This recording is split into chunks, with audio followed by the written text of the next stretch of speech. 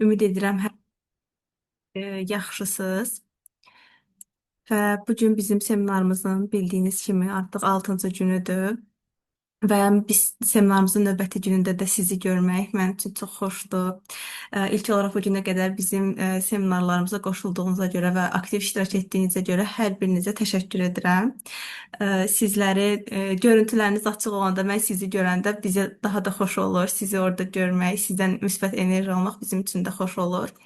Və son günlərdə xanımlarımız yenə bizə çox müsbət geri dönüşlər göndərirlər. Hətta bəzi bir xanımımız yazmışdı, fevral seminarından dedi video qeydləri tam izləyib bitirməmişdim. Yaxın bir vaxtlarda izləyib bitirib və çox uzun bir mesaj yazmışdı bizə. Onu oxuyub çox sevinmişdim. Öz ailəsi ilə bağlı bir hadisəni paylaşmışdı, müsbət bir geri dönüşü paylaşmışdı. Mən bunu dərhal Nərmin xanıma da yönləndirdim. Çox sevindirici haldır və bizi çox motivasiya edir sizin bu gözəl geri dönüşləriniz. Və bu gün də bir çox ailədə müzakirələrə səbəb olan bir mövzudan danışacaq Nərmin xanım ətraflı bir şəkildə. Təbii ki də bu qaynana mövzusudur. Mənə də çox maraqlıdır, çünki mənim həyatımda belə bir hadisə hal-hazırda yoxdur, aktual deyil, amma mən də öyrənirəm və ümid edirəm ki, gələcəkdə həyatıma yaxşı mənada təsir edəcək, bu müsbət bir təsir göstərəcək. Ümid edirəm ki, sizin üçün də maraqlı bir seminar keçər və sözü verək Nərmin xanıma. Buyurun Nərmin xanım, başlayaq. Salam, axşamınız xeyir əziz xanımlar.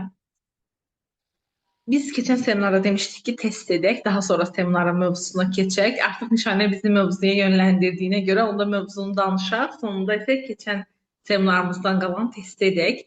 Nişanə xanım, gəlin belə deyək, seminarımızın sonuna 15 dəqiqə qalmış sual-cavabdır. Ümumilikdə seminarımızın sonuna 30 dəqiqə qalmış bizə bildirin. 15 dəqiqəsini testimizdə həsr edək, 15 dəqiqəsində isə həmişə kimi sual-cavab olsun. Tamamdır. Bugünkü mövzumuz qaynana gəlin münasibəti, sərhədlər, bunlardan bəhs edəcəyik. Qaynana münasibəti bilirsiniz ki, Azərbaycanda və bizə yaxın olan ölkələrdə çox aktualdır. Mən bu seminar üçün bir çox statistikalar da toplamışam. Bunları da seminarda sizlərlə bölüşəcəm. Azərbaycan cəmiyyətində qaynana mövzusu fərqli hallarda aktualdır. Misal tutalım ki, vicdan əzabı çəkir oğlanlar kim, ata-anama kim baxacaq, mən qoya bilmərəm, deyəcəklər ki, atasını anasını atdı. Mənim kifayət qədər çox imkanlı olan pasientlərim var ki, onlar qaynana-qaynata ilə yaşayırlar, ayrı nə qədər evləri var, evləri bacılara verilib. Oğlanın öz bacılarına veriblər, qohum-qonşulara veriblər. O qədər çox evləri var ki, 14-15 ev olanlar var. Yenə də qaynana-qaynata ilə yaşayırlar.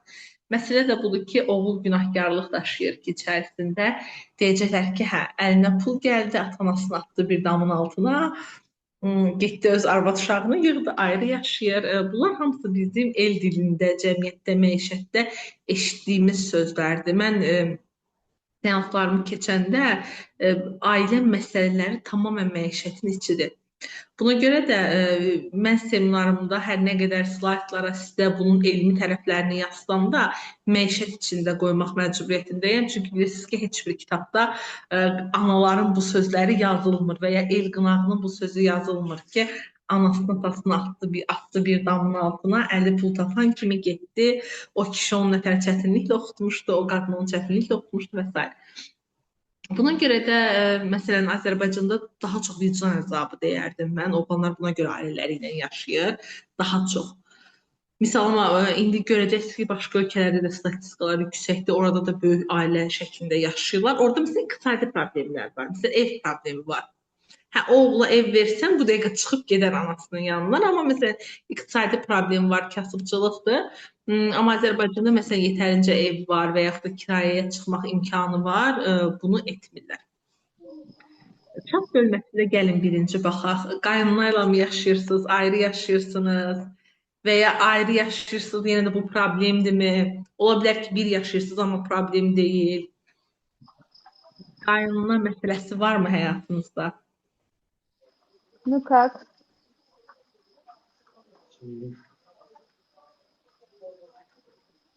Məhravları qoydum. Birlikdə.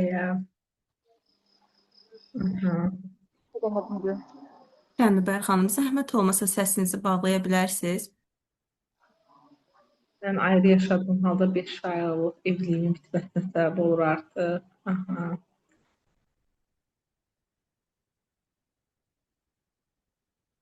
Bir il sonra bizə qoşulacaq, amma indidən hakimiyyətini qurur. Kim? Gəlin qurur, yoxsa qaynana? Ayrı qalırıq, amma tez-tez gəlib gedirlər.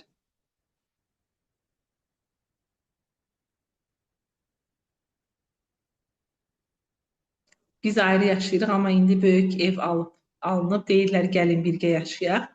Hələ ki bir həftədir gəlmişəm. Aha.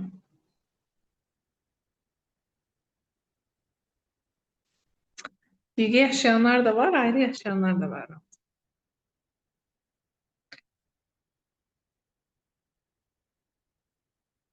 Rəhmətə gedənlər də var.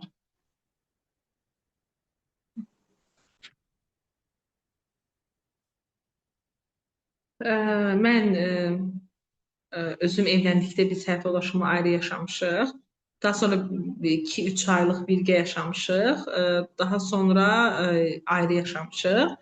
Hal-hazırda mənim qızım var, təzə dünyaya gəlib qızım. Dayə ilə birlikdə qaynanam öz dəstəyini bizdən əsirgəmir. Buna görə ara sıra mən onlara gedirəm və ya qaynanam sağ olsun bizə gəlir. Dayəyə bilirsiniz ki, tam şəkildə güvən olmur.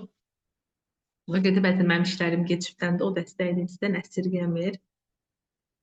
Yazıq var, ayrı yaşayıram, qaynana problemi yoxdur. Gəlin keçək bugünkü mövzuya. Mən slaydı hələ sizlərlə ön hissəsini paylaşmaq istəyirəm.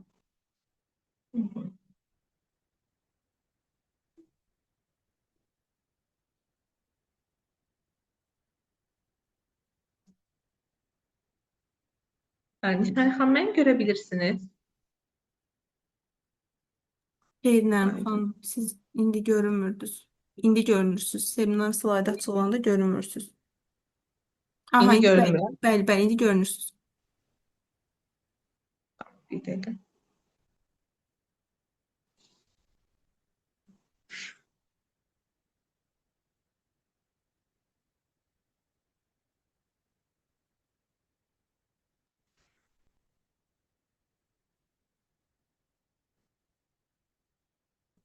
Bəs aramızda qaynana olanlar varmı? Çünki sizlər seminara qoşulanda Nişanə xanım yaşları soruşmuşdu. Bəzi xanımlar yazmışdı ki, evliyəm. 25-30 ilin evlisi olan xanımlarımız da var burada. Qaynana olanlar varmı bəs aramızda? Onu da chat bölməsində mənimlə paylaşın. Bir evin içində ailə necə yaşanılır? Baxın, bir evin içində 3 ailə də yaşaya bilər, 5 ailə də yaşaya bilər. Heç bir problemsiz və çox normal, sağlam bir şəkildə. O mühiti hər bir ailə öz sərhədlərini qoruyaraq yaratmalıdır. Amma bəzən biz çox vaxt nə gördük? Bir evin içində 2 ailə yaşayır, amma onlar davamlı bir-birləri ilə dava edirlər. Daha sonra bir söz ortaya çıxır ki, ev içində ev olmur. Yəni, insanlar sərhədlərini düzgün təyin etmirlər deyə başlayırlar ki, ev içində ev olmur. Əgər siz doğru şəkildə, deyək ki, qadın və kişi doğru şəkildə öz aralarında sərhəd qura bilməsələr, mən belə gəlib sizin evinizdə 10 gün, 20 gün qalsam, böyük davalar çıxmağa başlayacaq. Buna görə də məsələ əslində qadın və kişinin bir-birinə qurduğu sərhədlər, bu sərhədlər daxilində onlar komanda olurlar və komanda birlikdə başqa güclərə qarşı savaşır. Məsələn, oğlan ailəsinə qarşı, qızın ailəsinə qarşı və burada olurlar komanda. Amma qadın və kişi komanda olmadıqda kənar təsirlər, məsələn, qadının ailəsi, kişinin ailəsi, onlar asanlıqla bura təsir edə bilirlər. Məsələn, oğlan qadından küsür incir ki, sən mənim ata-anama hörmət etmirsən və ya qadın kişidən incir ki, sən mənim ata-anama hörmət etmirsən.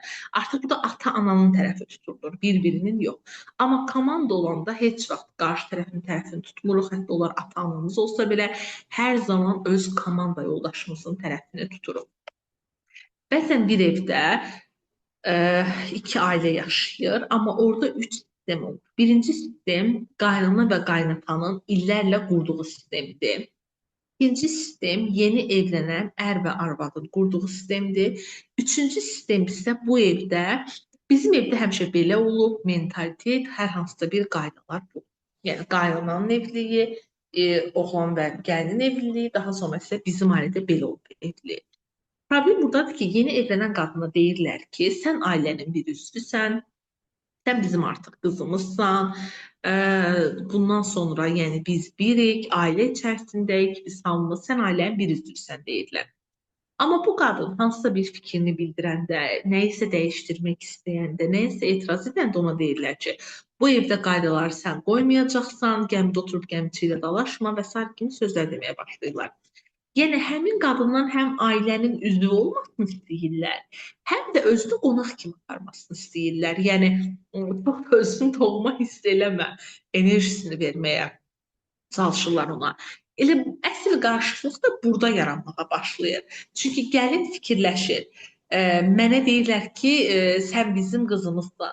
Hətta baxın, evliliklərin çoxunda nə müşahidə olunur? İlk zamanlar çox yaxşıdır.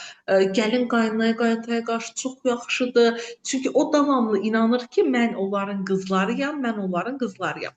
Sonra o bu fərqi hiss etməyə başlayır ki, axı mənə qızlar kimi davranmırlar. Axı bəzi hallarda mənə heç kim kimi davranırlar. Onda gəlin soymağa başlayır və buna görə də el arasında gəlinin ilk bir ildə etdiyi yaxşılıqları qələmə almırlar. Misal, düşünək ki, kimsə deyir ki, mənim gəlinim var, çox yaxşıdır. Ona deyirlər ki, nə qədər müddətli evlidir? Deyir ki, oğlum 3 ayda evlidir, gəlinim o qədər yaxşıdır. Ona deyirlər ki, yox, hələ yaxşı olduğunu bilməzsən. 2-3 ildən sonra biləcəksən, yaxşıdır, yoxsa yox. Yəni, sən 2-3 il müddətində onu höqsərədən çıxar, onun sinir sistemini poz, ondan sonra bir növ sanki onun əsl üzünü onda görəcəksən kimi bir deyim var Azərbaycanda. Buna görə də adətən gəlinlərin ilkin yaxşılıqlarını heç kim qələmə almır. Və zaten gəlinlər də bundan qorxurlar. Mənə çox subay qızlarımız deyir ki, Nərmin xanım, mən qorxuram ki, sərhədləri öncədən təyin etməyim, sonra onlar mənə desinlər ki, sən necə üzvü qızsan, sən həyatlı qızsan, sən beləsən, eləsən, bu sözləri eşitmək istəmirəm. Ona görə də öncədən bütün sərhədlərimi təyin etmək istəyirəm.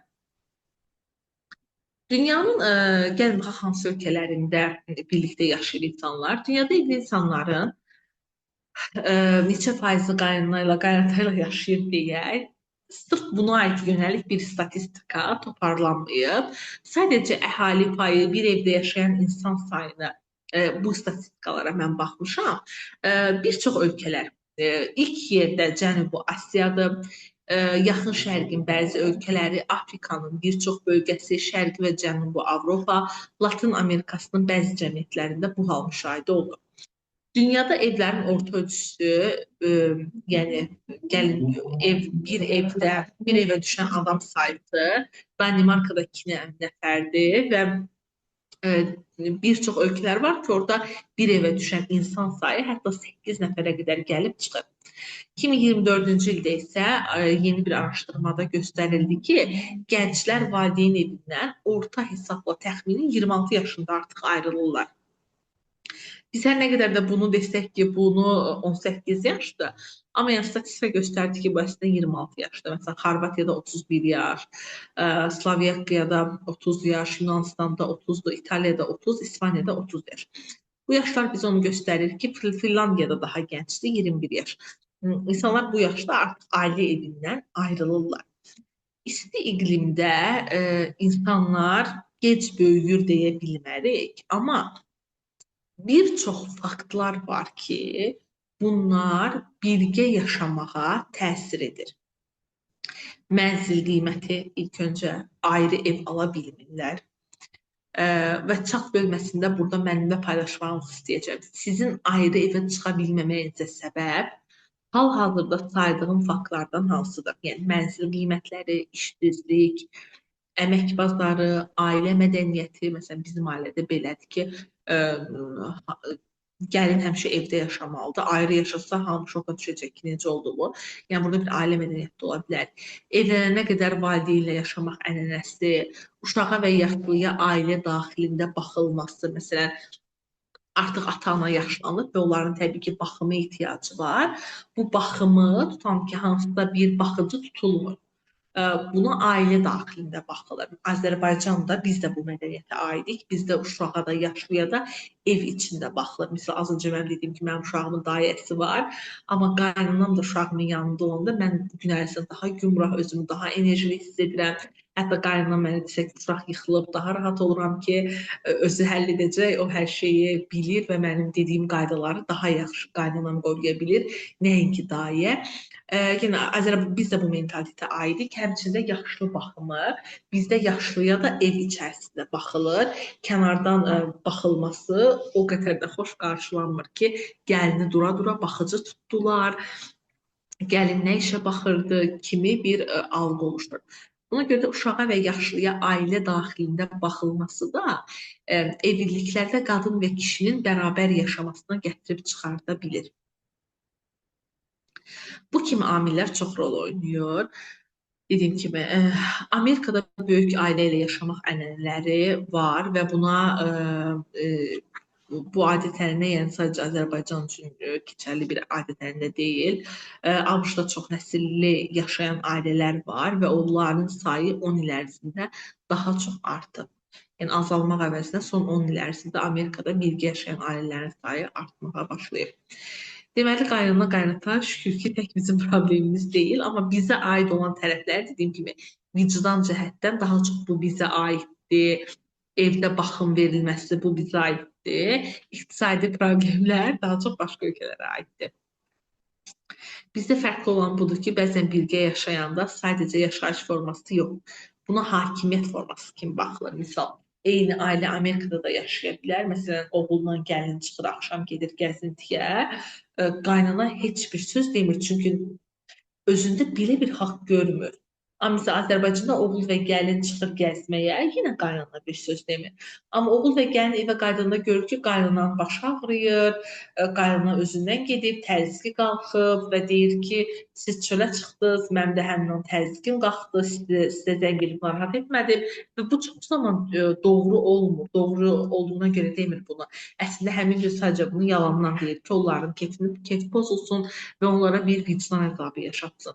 Daha sonra o oğul və gəlin sabah artıq çölə çıxa bilmirlər. Çünki oğul deyir ki, yox, birdən anama nəsə olar. Bax, keçən gün biz çıxdıq, o evdə tək qaldı.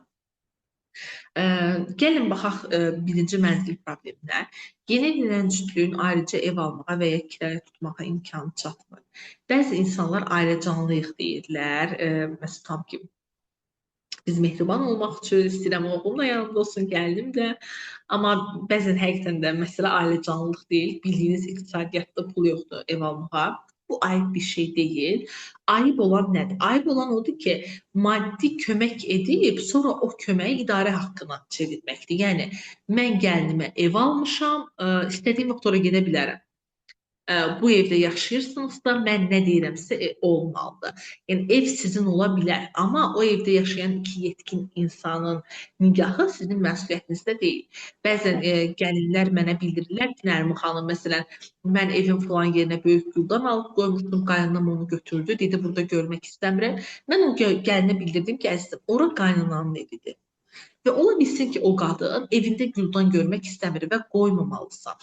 Yəni, o evinin hakimiyyətini etməlidir. Sizin nigahınız üzərində hakimiyyət etməməlidir ki, məsələn, oğlum, get arvadına bunu de və ya sizə deməməlidir ki, gəl mənim oğlum üçün bunları et, siz çölə çıxanda sizə qarışmamalıdır ki, bu nədir, təzəmlə çıxıb harasa getmək, bunları deməməlidir. Ev onun mülküdür, sizin nigahınız onun mülkü deyil. İkinci, uşağa baxılması. Nənə uşağa baxır, gəlin və oğul istəyə bilir. Bu böyük bir rahatlıqdır. Amma problem belə başlayır. Qaynanalar bir çox halda bildirirlər ki, uşağa mən baxıramsa, uşağı necə böyüdəcəyimə də mən qərar verəcəm. Mən neçə uşaq böyütmüşəm, bu cür oğul böyütmüşəm, mən uşaq böyüdə bilirəm. Xeyr, burada da bir sərhəd yaranmalıdır. Kömək etmək bir qaynanaya rəhbərlik vəzifəsi vermir. Nənə olmağı dəyərli bir dəstəkdir. Valideyn isə yenə də ata və anadır. Buna görə biz burada anlamalıyıq ki, o sadəcə dəstək verir, rəhbərlik etməməlidir. Daha sonra üçüncü nüans, yaşlı valideynlərə qayğı.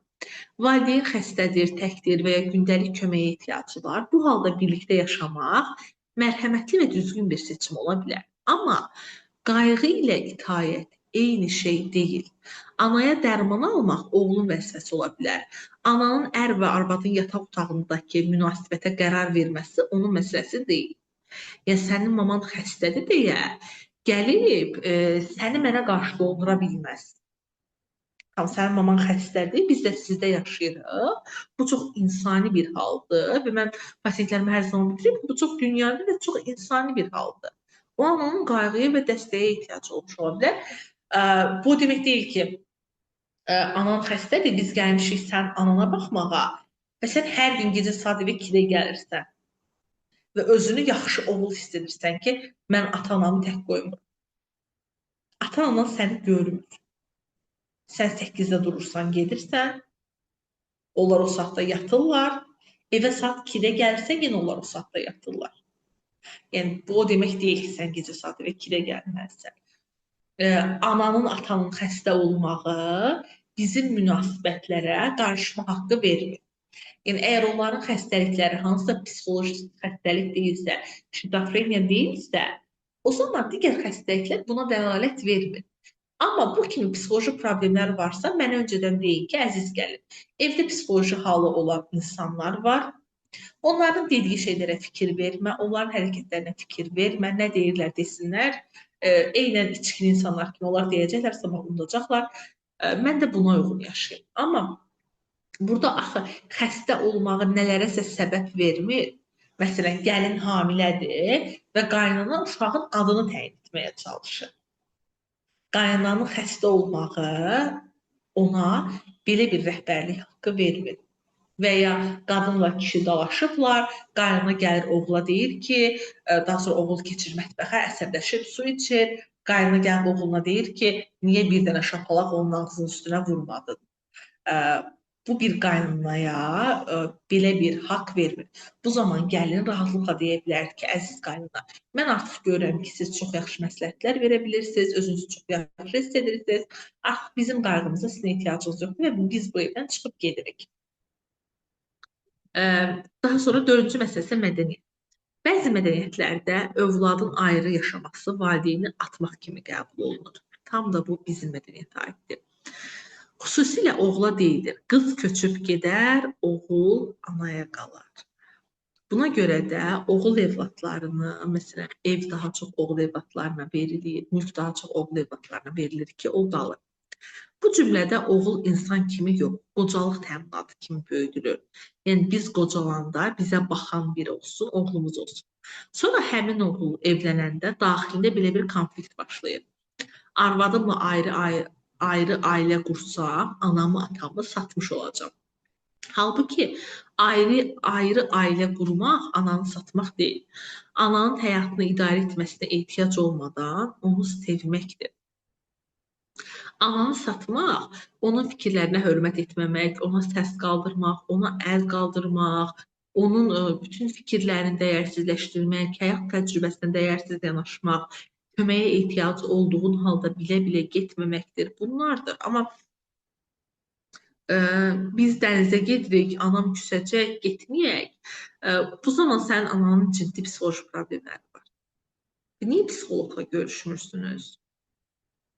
Niyə psixoterapevtə, nevropatoloqa aparmırsınız mamanızı? Əgər bu qədər çox istəyirsiniz mamanızı?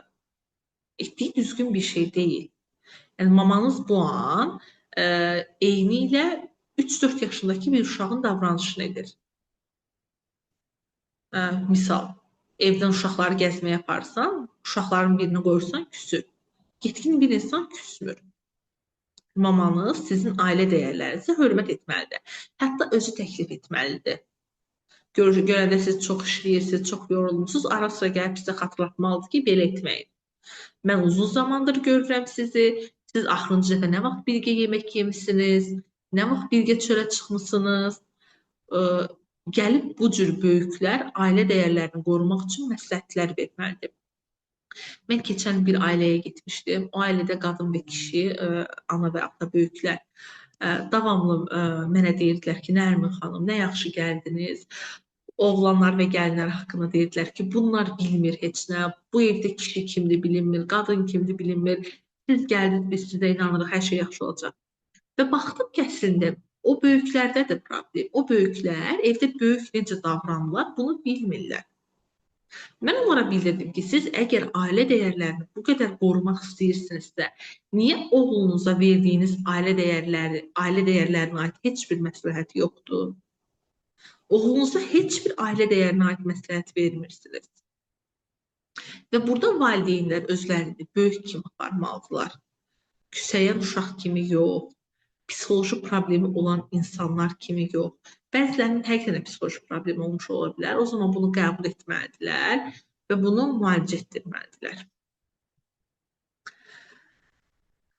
Birlikdə yaşamağın müsbət tərəfləri də var. Qaynana ilə yaşamaq mütləq fəlakət deyil. Düzgün sistem qurulanda bunun həqiqətən gözəl tərəfləri var. Mən özüm vaxt etdikcə mütləq qaynanam gilə gedirəm. Hətta bəzən qaynanam mənə zarafatla deyir ki, uşağının beşiyini də sök gətir artıq bura, siz buradan əl çəkmirsiniz.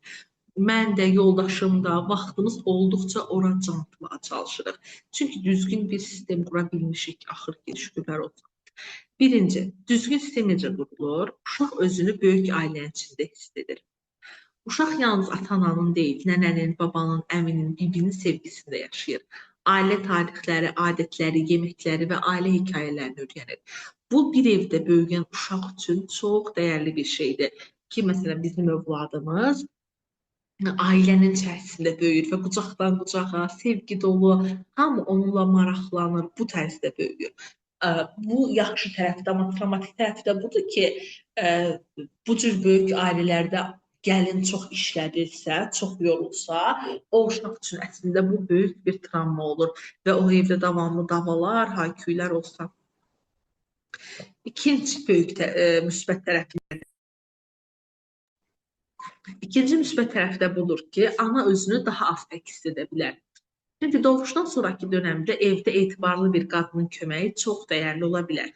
Amma araşdırmalar burada vacib bir məqam göstərir ki, qaynananın köməyi ailədə konflikt aşağı sala bilər. Amma konflikt yüksəkdirsə,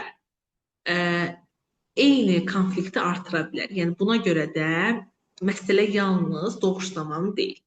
Mən pasientlərimi hər zaman bilirəm. Qaynananızla münasibətiniz necədir? Deyir, pisdir. Deyirəm, tamam, uşaq olandan sonra da pis olacaq. Deyir, yaxşı, deyirəm, tamam, uşaq olandan sonra da yaxşı olacaq. Yəni, uşaq bir möcüzə deyil ki, nəyəsə düzəltsin, bunu düzəldən böyüklərdir. Xərclər bölünür. Kirayə, kommunal, yemək, uşağa baxım xərcləri azalır. Çoxnəsilli ailələrin əsas üstünlüklərindən biri mənzil və qayğı xərclərinin bölüşdürülməsidir. Kanada məlumatlarına görə belə yaşayışın uşağa qulluq və yaşayış xərcləri baxımından dəstək verə biləcəyi göstərilir. Daha sonra yaşıllılıq tənhalıqdan qorunur. Nənə və baba özlərini ailədən kənarda qalmış hiss etmirlər. Onların təcrübəsi, vaxtı və sevgisi ailəyə çox fayda verməyə başlayır. Böhran zamanı ailə daha dayanıqlı olur.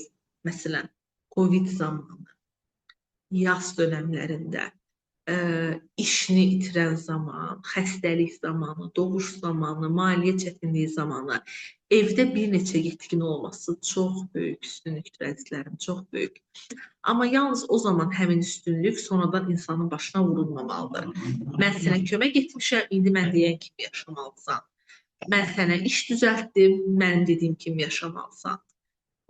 Maddi sıxıntınız olanda mən sizə kömək eləmişdim, ona görə də ər-arvad indi gətirib maaşınızı evə qoymalısınız, mən dediyim kimi xərcləməlisiniz. Bu kimi şeylər olmalıdır. Bəs bunun mənfi təsiri nələr? Ər və arvad ailə ola bilmir, birinci budur. Və mən mənfi təsirləri saydıqca mənə chat bölməsində yazın. Siz bunun hansı mənfi təsirini gördünüz? İki insan evlənir, amma qərarları hələ də valideynlər verir. Hara gedəcəksən, nə alacaqsan, uşağı necə böyüdəcəksən, pulu hara xərclədin, qadın işləyəcəkmi? Bunları ər-arvad yox, evin böyüyü müəyyənləşdirirsə, nikahın rəsmi sənədi var, amma idarəsi yoxdur demək. Gəlini daimi müşahidədə yaşatmaq. Neçədə oyandı, yuxudan neçədə durub, nə bişirib, uşağı necə saxladı, ərinə necə cavab verdi, anası gilə neçə dəfə gedib.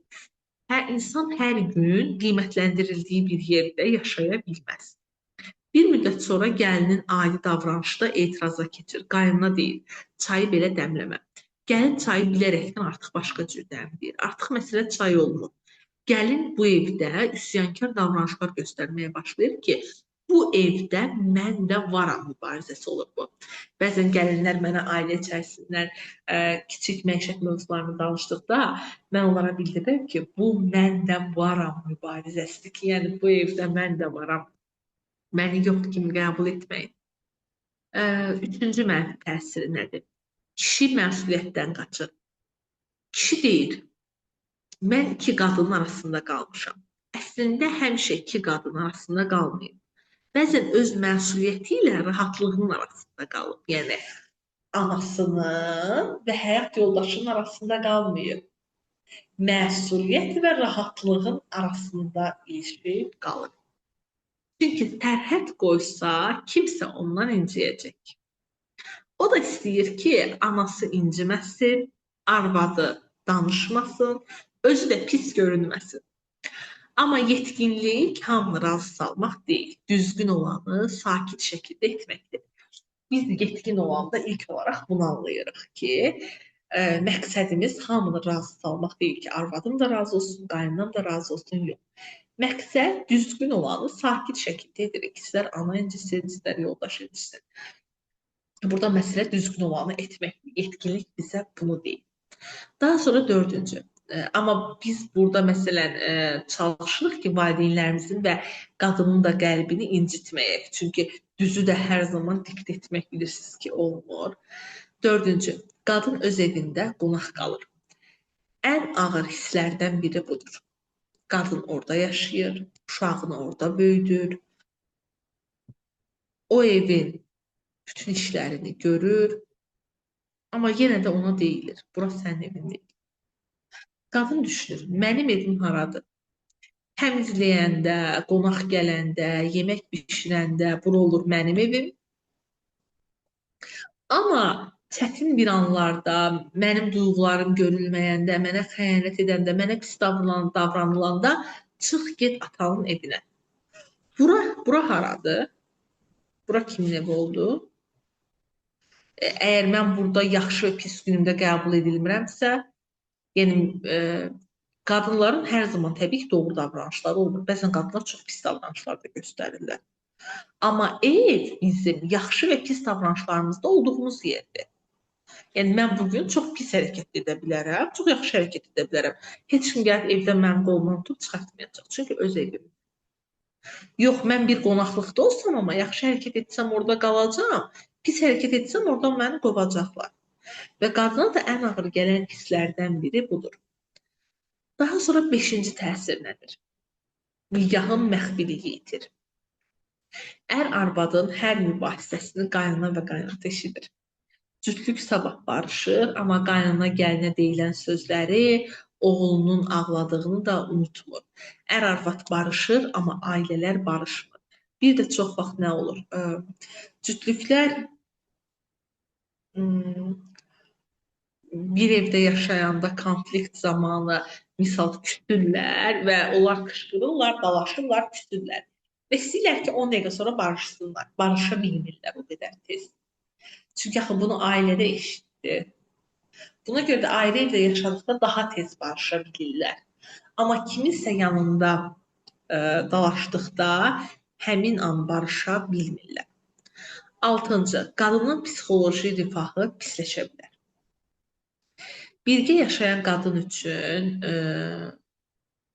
kişiyə nəzərən təsir daha fərqlidir. Dəstək, uşağa baxım, maddi rifah arta bilər. Amma nəzarət, söz haqqının olmaması, konflikt o qadının psixologiyasını aşağı sala bilər. Araşdırmalarda müsbət və mənfi nəticələr bunları idi əzizlər. Və ailələrdən qaynana gəlin daha çox görünür. Nəinki qaynana problem. Amma bu hər ailədə belə deyil. Təbii ki, ailələr var orada yetərcə kürəkən qaynana məsələləri çox qlobaldır, heç həll olunu da bilmir. Gəlin qaynana arasında problem ola bilər.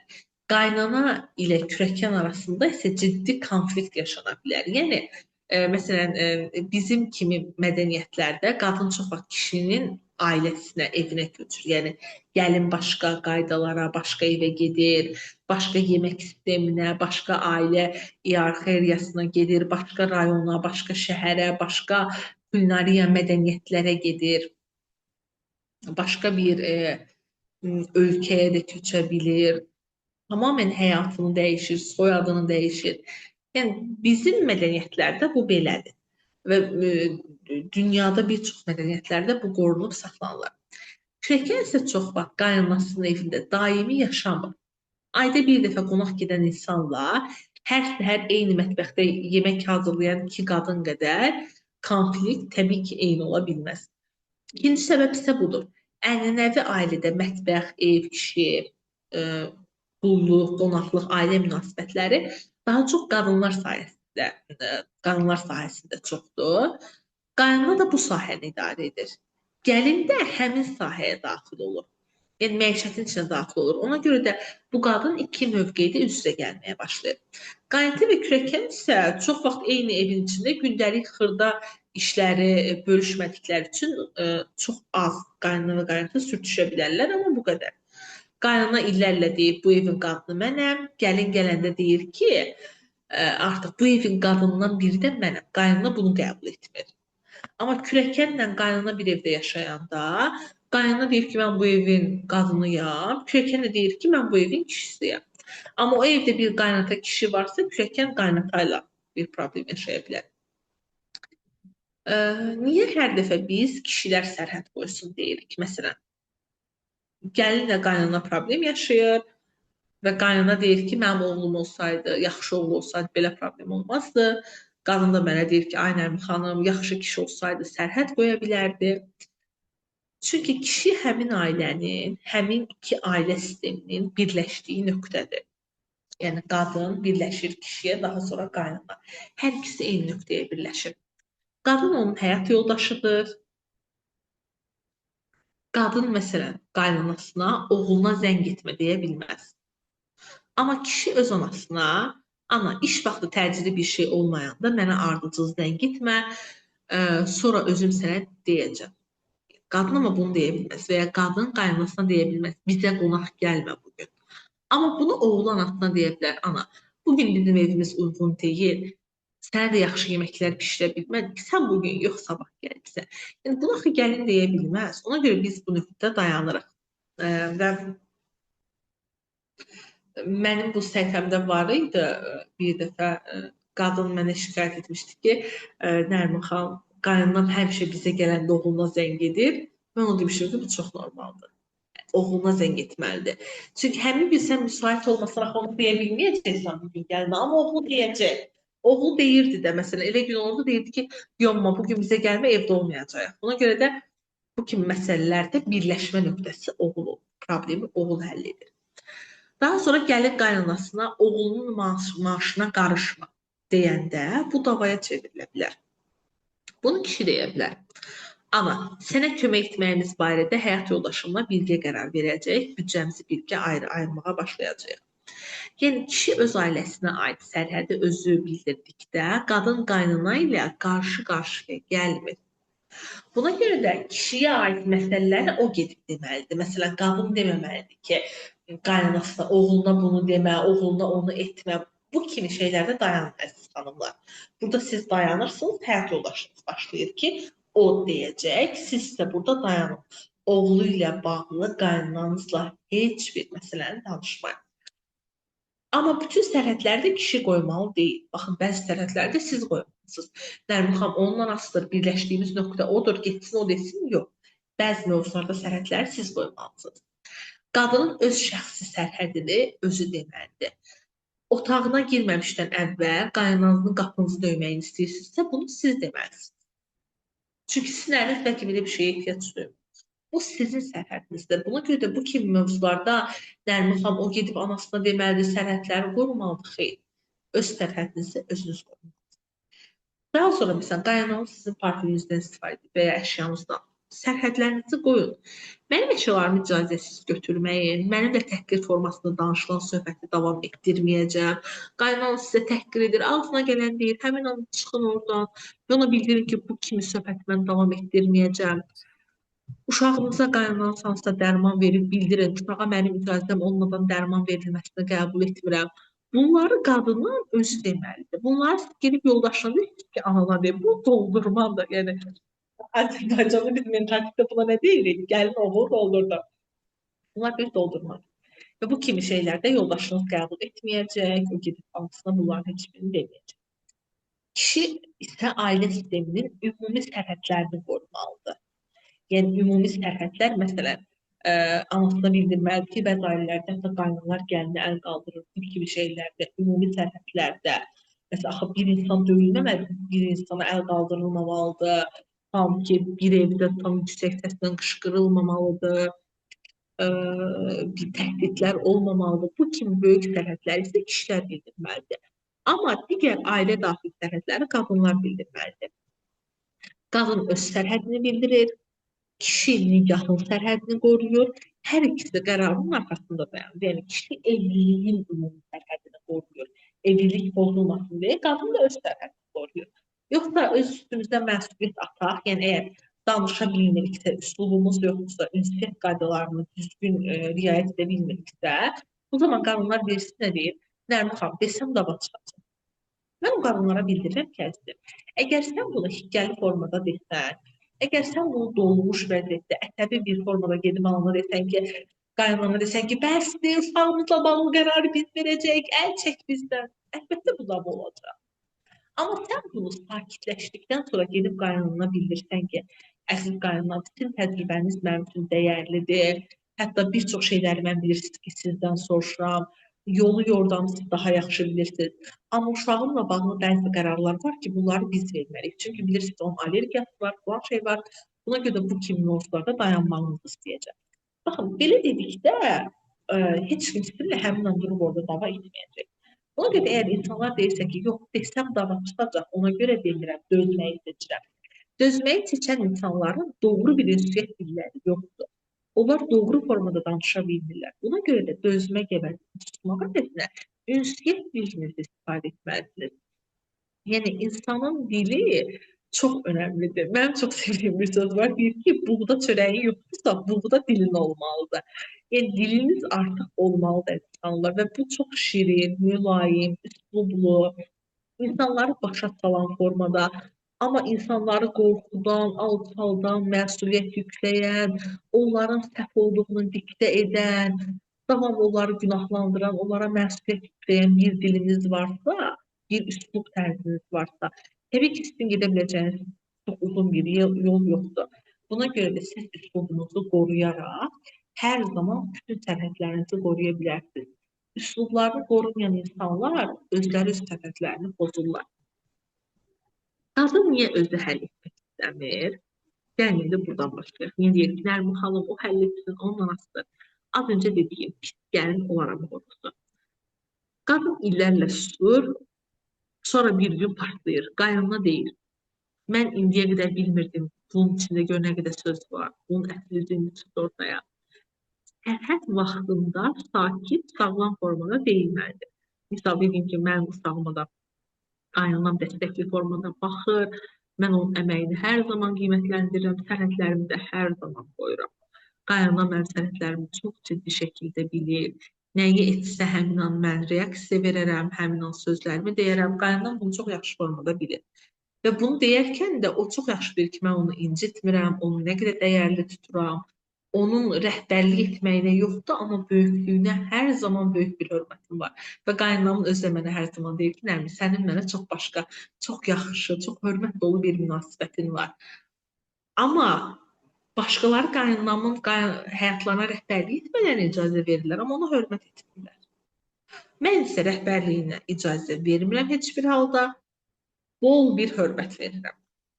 Biz böyüklərimizə belə davranmalıyıq. Onların böyük olduğuna görə onlara hər zaman sonsuz hörmət, rəhbərliyində isə onları dayandırmalıyıq. Çünki biz də böyüməliyik. Həyatı biz yaşamalı, biz təcrübə etməli, səhvlərimizlə biz üzləşməliyik. İkincisi, ərinin sevgisini yoxlayır. Qadın əslində problemin həllini istəmir. O görmək istəyir. Ərim mənim üçün danışacaqmı? Qadınlar mənə deyir, Nərmin xanım, o mövzu mənim üçün böyük deyildi ki. Mən sadəcə dedim görüm yoldaşım tərəfimi tutacaqmı? Bu ehtiyac başa düşülərdi. Amma hər xırda narazılığı kişinin anasına qarşı imtahana çevirmək nigahı yorur. Buna görə də əziz xanımlar, qaynananız haqqında yoldaşınızla birbaşa ittihamlar etmək, qaynananızı pisləmək, bu kimi davranışları tamamilə dayandırmalısınız. Heç bir övlad valideyninin hərəkətlərinə görə məsuliyyət daşımır. Qaynananızın hər hansısa davranışları səhv ola bilər, amma qaynananızın şəxsiyyətini birbaşa partnyorunuzun yanında təhqir etməməlisiniz. Bu sizi heç bir halda haqlı çıxartmır. Qaynananız nə etmiş olursa olsun, günün sonunda onlar ana və oğuldular. Üçüncü, məsuliyyət almaq istəmir. Qadın belə deyir, ərim desin də, mən niyə deyirəm, mən pis çıxacam. Yəni, nəticə istəyir, amma gedib sərhədini doğru bir üslubla demək istəmir. Halbuki yetkin sərhəddə insan həm istədiyini deyir, həm də qarşı tərəfin onu bəyənməməsinə dözür. Dördüncü, ərinin ailəsinə qarşı gücsüz hiss edir. Qadın düşünür, mən desəm məni yad sayacaqlar, o desə öz oğullardır, tez qulaq asacaq ona. Bəzi ailələrdə bu həqiqətən realdır. Oğlan gedib deyəndə ana edir. Amma bu halda ən sağlam yol ər-arvadın əvvəlcə eyni mövqedə olmağıdır. Qadın sözü deyər, kişi də orada onu tək qoymaz. Daha sonra mənim dediyim məqam, qadın özünə münasibət qurmağı bacarmır. Bəzən qadın iki seçim tanıyır, susmaq, dava etmək. Azərbaycan qadınlarında bu çoxdur. Onlar ya susublar, ya dava edirlər. Buna görə də dava olan müddətə qədər susublar. Məsələn, 20 il ərzində dözdüm, Nərmin xanım, 35 il dözdüm. Əzizim, çünki iki yol var sənin üçün. Ya susmaq, ya dava etmək. Halbuki bir də üçüncü yol var. Aydın, qısa, sakit və ardıcıl danışmaq. Yəni, az öncə dediyim kimi, buğda çörəyiniz yoxdursa, mütləq sizə buğda gətirə biləcək bir diliniz olmalıdır. Susmaq və dava etmək. Deyirəm, niyə susursan, əziz xanım? Niyə bildirmirsən qaynanana? Nərmin xanım, desəm davalar çıxacaq. Üçüncü yola gəl. Üçüncü yola dəvət edirəm səni. Sakit, aydın, qısa və ardıcıl formada danışmaq. Və siz qarşı tərəfi o zaman heç bir halda müdafiəyə keçirmirsiniz. Gəlin indi baxaq. Qaynanaya hörmət etmək, amma rəhbərlik verməmək. Hər ikisini bir-birindən ayıraq. Nə ona hörmət etməkdir, nə rəhbərlik vermək deməkdir. Burada mənimlə bərabər işləyin, əziz xanımlar, not dəftəriniz yanınızda olsun. Mən dedikcə qeydlərinizi aparın, görək siz hörmət mi edirsiniz, yoxsa onun rəhbərliyinə icazə mi verirsiniz? Hörmət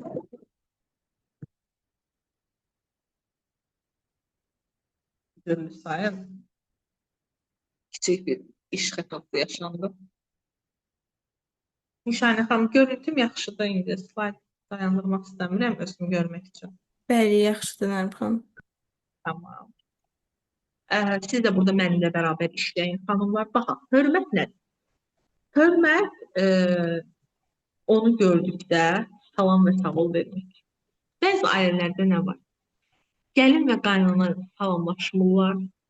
Gəlin qaynanasına hörmət etmir, görəndə salam belə vermir. Amma onun həyatına rəhbərlik etməyinə icazə verir. Düşünə bilirsiniz, necə tərs bir yöndür bu. Bunu hansı bir qadın edə bilər? Ya susmaq, ya dava etmək yönünü seçən bir qadın. Buna görə də gəlin biz baxaq. Əslan, hal-hazırda mən slaydı sizə göstərmirəm. Hal-hazırda məni görürsünüz. Slayddakı şəklimi qoymuşam ki, məni görüb ilham alasınız. Bu mövzu çox, mənim üçün də çox önəmli bir mövzudur. Mən bu mövzuda çox yaxşı formada çatdırmaq istəyirəm. Çünki dediyim kimi, yaxın 5 il ərzində Azərbaycan ailələrini biz 15-20 il qabaq atmalıyıq. Və bu seminarımızda ümumi 500 xanım var. Onlardan sonra kayıtlara baxırlar, sizlər buradasınız və bizim hər birimiz bir ailəyə toxunuş edirik. Daha sonra övladımız bizə baxacaq, onun övladı. Bilirsiniz, bu necə böyük bir zəncirlərdir. Yəni 25 il sonra inşallah biz sizlərlə yenə qarşılaşaq və onda statistikalara dönüb baxaq. Yəni nə görəcəyik statistikalarda? Mənə çox maraqlıdır. Yəqin ki, televiziyada hər yerdə deyiləcək ki, Azərbaycanda ailə sistemi düzəlib, Azərbaycanda boşanmalar azalıb, daha sağlam evliliklər qurulub. Bu o qədər yaxşı bir şeydir ki, bu mövzuda çox önəmlidir deyə slayda çox önəm vermirəm. Slaydı da oxuyacağım sizə. Əsas bunları demək istəyirəm. Gəlin birgə baxaq. Hörmət nədir? Salam vermək, sözünü dinləmək, təhqir etməmək, yaşını və təcrübəsini nəzərə almaq, xəstə olanda qayğı göstərmək, məsləhətini eşitmək, başqalarının yanında alçatmamaq, köməyinə təşəkkür etmək. Bunlar bir qaynanaya edəcəyimiz hörmətdir. Yəni ona biz, yox, sizin vaxtınızda belə idi, indi zamanə dəyişib. Bunlar özlərini çox pis etdirir. Əslində qaynanalar sadəcə hörmət istəyirlər. Onların ən daxilində olan duyğu budur. Mənə hörmət etsin. Siz ona hörmət etmədikcə o rəhbər olmağa çalışacaq daha da. Ona görə də ona hörmət edin. Ona bildirin ki, sən rəhbər olsan da olmasan da sənə dərin bir hörmət var içində. Buna görə rəhbərlik etməyinə ehtiyac yoxdur. Sən ən hörmətlisən. O özünü təsdiq etmək üçün, bu ailədə mən də varam, mənim sözüm keçər, dominantlıq, hegemonluq etmək üçün bu qədər rəhbərlik edir həyatınıza. Sizdən yetərincə hörmət görən bir qaynana, inanın ki, sizə rəhbərlik etməyəcək. Yavaş-yavaş dayanacaq.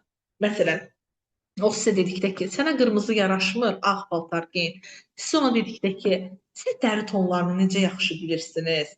Amma bir də bilirsiniz, mənim dəri tonuma qırmızının deyirlər bu tonu düşür.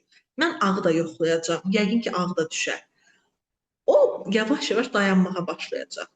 Amma siz həmin an ona desəniz ki, sizin qızınız da elə belədir, amma o da qırmızı geyinmişdi keçən dəfə. Ona nəsə demədiniz? Niyə demədiniz? Baxın, onun sizin həyatınıza rəhbərlik etməsinə icazə verirsiniz. O sonra gedib oğluna deyəcək ki, bu nədir? Mən sənə dedim, gəl xalan qızını almadım. Gör getdin. Mənim çox sevdiyim bir söz var, urcaq eləmək. Adətən qaynanalar oğullarına deyirlər ki, sən bizi gedib kimlərə urcaq elədin. Sonra əhlinizi belə sözlər deyəcək. Buna görə də biz hörməti önə alırıq. Bir qaynanaya yaşlı insanlar yaşlandıqca onları hörmətə qarşı həssas olurlar. Buna görə də onlara bol bir hörmət verin. Rəhbərlikləri dərhal dayanacaq. Və onlar təcrübələrinin heç bir şəkildə dəyərsizləşdirilməyini istəmirlər, mal mülklərinin, evə qoyduğu şeylərinin. Mən bir pasiyentim var idi, deyirdi ki, Nərmin, qaynanamın o vaxtdan qalan bir dənə deyirdi, evdə boş qabı var. Deyib, bir dənə qalıb, bütün cehizlər yığılıb, hər dəfə gətirir mənə göstər ki, arxasına xoy, gör nə qəşəngdir. Mən o vaxtda bunu cehiz gətirmişdim özümə. Deyir, az qalıram ki, onu sındıram. Deyir, sındırsam məndən biləcək. Bilmirəm onu nə edim. Mən o gələnə dedim, sındırmaq nədir? Onu sil qurula, qaldır evdən və qoy şkafın ən gözəl bir yerinə və işlətməyin. Dedi, niyə Nərmin xanım? Dedim, qaynanama bildir ki, mən buna hörmət edirəm və bunu öz qızıma verəcəm. Dedi, Nərmin xanım, mən ona bu sözü demərəm, ona kin doluyam. Mən ona bildirdim ki, nə vaxt özünü hazır hiss etsən, deyərsən. Və bir gün qaynanaları ilə araları yaxşı olur. Qadın qaynasına deyir ki, mən bu darelkanı saxlamaq istəyirəm ki, bunu öz qızıma hədiyyə verəcəm. Sadəcə bu söz onların arasını çox yaxşı bir hala gətirir. Sadəcə bu söz. Birsinə görə, çünki yaşlı insanlar hörmət və onlara aid şeylərin çox dəyərli tutulmasını istəyir. Onlar bu həyatı yaşayıblar, o qədər yaşanmışlıqları çöpə getməsin deyirlər. Və onlar görməlidir ki, siz onlara oğullarından çox hörmət qoyursunuz. Amma hörməti onlara oğulları etsə və sizin orada hörmətiniz onlara qarşı olmasa, bu kimi ailələri işləmək, düzəltmək biraz çətin olur xanımlar. Hörmət az öncə saydıqlarım idi. Gəlin indi rəhbərlik etməyə baxaq. Bəs rəhbərlik nədir? Hər qərar üçün ondan icazə almaq. Uşağınız barədə son sözü ona vermək. Baxın, son sözü. Qaynananın da bəzən çox yaxşı məsləhətlər ola bilər. Çünki dedim ki, onda bir həyat təcrübəsi var. Maraqlı, dəyərli məsləhətlər verə bilər, köməklər edə bilər. Son sözü ona vermək. Üçüncü, maaşınız haqqında ona hesabat vermək. Bir çox ailələrdə qaynana gəlinə deyir ki, maaşını gətir evə qoy, bizdə belədir. Hara gedəcəyinizi onun müəyyənləşdirməsi. Bəzi qaynanalar hətta Salona belə gəlinləri ilə gedir, orada ustaya özü deyir. Çolkasını belə kəs, uzunluğuna çox dəymə, yəni bunu edən qaynanlar da var. Ər-arvadın mübahisəsinə hakim olmağı, gəlib o mübahisəyə qarışmaq, orada ya gəlinin tərəfini tutmaq, ya oğlunun tərəfini tutmaq, otağınıza və şəxsi həyatınıza müdaxilə etməsi, lazımsız vaxtda otağa girib çıxması, şəxsi həyatınıza qarışmağı, misal siz ingilis dili kursuna getmək istəyirsiniz, o buna belə qarışır. Sizin geyiminizi, işinizi, münasibətinizi idarə etməsi,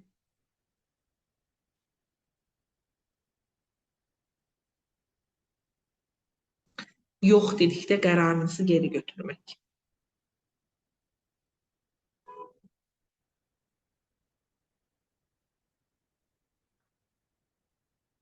Bunlar isə onun rəhbərlik etməyidir. İndi mənimlə bölüşün xanımlar. Siz qaynananıza hörmət edirsiniz, yoxsa o sizə rəhbərlik edir? İkisi də eyni anda olmur. Bunlar eyni anda ola bilmirlər. Ki, mən hörmət edirəm, o rəhbərlik edir, yox. Onda hörməti siz öz bildiyiniz qaydada edirsiniz. Nə bilim, məsələn, sizə görə hörmət etmək, tutalım, hər gün çayı dəmləməkdir. Tamam, sizə görə budur hörmət. Amma qaynananıza görə bu deyil. Qaynananıza görə hörmət də, nə bilim, o bacısı ilə danışanda həmin an ona çay dəmləyib gətirməkdir, məsələn. Buna görə də sizə görə siz hörmət etmiş ola bilərsiniz, amma qaynananıza görə bəlkə də siz ona hörmət etməyən insanlardan yeganə olan sizsiniz ki, ona hörmət etmirsiniz. Mən ona hörmət edirəm, o mənə rəhbərlik edir. Bu çox tərsdir. Bu 100% ola bilər, 2 ola bilər. Buna görə də indi yaz. O mu rəhbərlik edir, ya siz mi hörmət edirsiniz? Siz çox atmalısınız, onun rəhbərliyi aşağı düşməlidir. Qaynananıza əgər icazə vermişsinizsə o rəhbərlik etsin, artıq ona deməliyik. Sizin fikrinizə hörmət edirəm. Bu dəfə yoldaşımla qərarı biz verək. Siz onu yaxşı böyütmüsünüz, o qədər ağıllı oğlandı ki, o qədər. O düzgün qərar verəcək. Burada onun təcrübəsini dəyərsizləşdirmirik və artıq yavaş-yavaş onu öyrədirik ki, sənin rəhbərliyinə ehtiyac duymuram. Hörmət nədir? Səni alçaltmıram, səninlə bir problemim yoxdur. Öz həyatımda idarə edəcəm. Rəhbərlik nədir? Sənə hörmət etmirəm, gəl mənim həyatımı idarə et. Məsələn, qaynana deyir ki, mən öz seans təcrübələrimi paylaşıram. Birazdan sentyabr gələcək, ən böyük məsələ. Qaynana deyir ki, uşağı bağçaya verməyin. Olmaz. O uşaq o bağçaya getməyəcək. Gəlinin cavabı nədir? Siz qarışmayın, öz uşağımı özüm bilərəm. Baxın, bu hörmətsizlikdir. Rəhbərlik cavabı nədir? Rəhbərlik etməyinə icazə vermək nədir? Yaxşı, siz necə deyirsinizsə elə edək. Hara qoyaq onda? Hansı bağçaya qoyaq? Bu da rəhbərlik etməyinə icazə verməkdir. Bəs sağlam cavab nədir? Narahatlığınızı başa düşürəm, o sizin nəvənizdir, onun üstündə nə qədər əsirsiniz, istəyirsiniz ki, yaxşı olsun, mən işə getməyim, evdə oturum, ona baxım, bilirəm, çox narahat olursunuz ona görə. Sizin fikrinizi eşitdim, başa düşdüm. Narahat olmayın, bağçaları araşdırıb son qərarımızı elə verəcəyik. Zaten çox araşdırırıq. Baxın, ötürdük bunu qaynanaya. Burada fərq nədir? Nə döyüşürsünüz, nə də təslim olursunuz. Siz onunla döyüşsəniz, o sizi yenə bilər.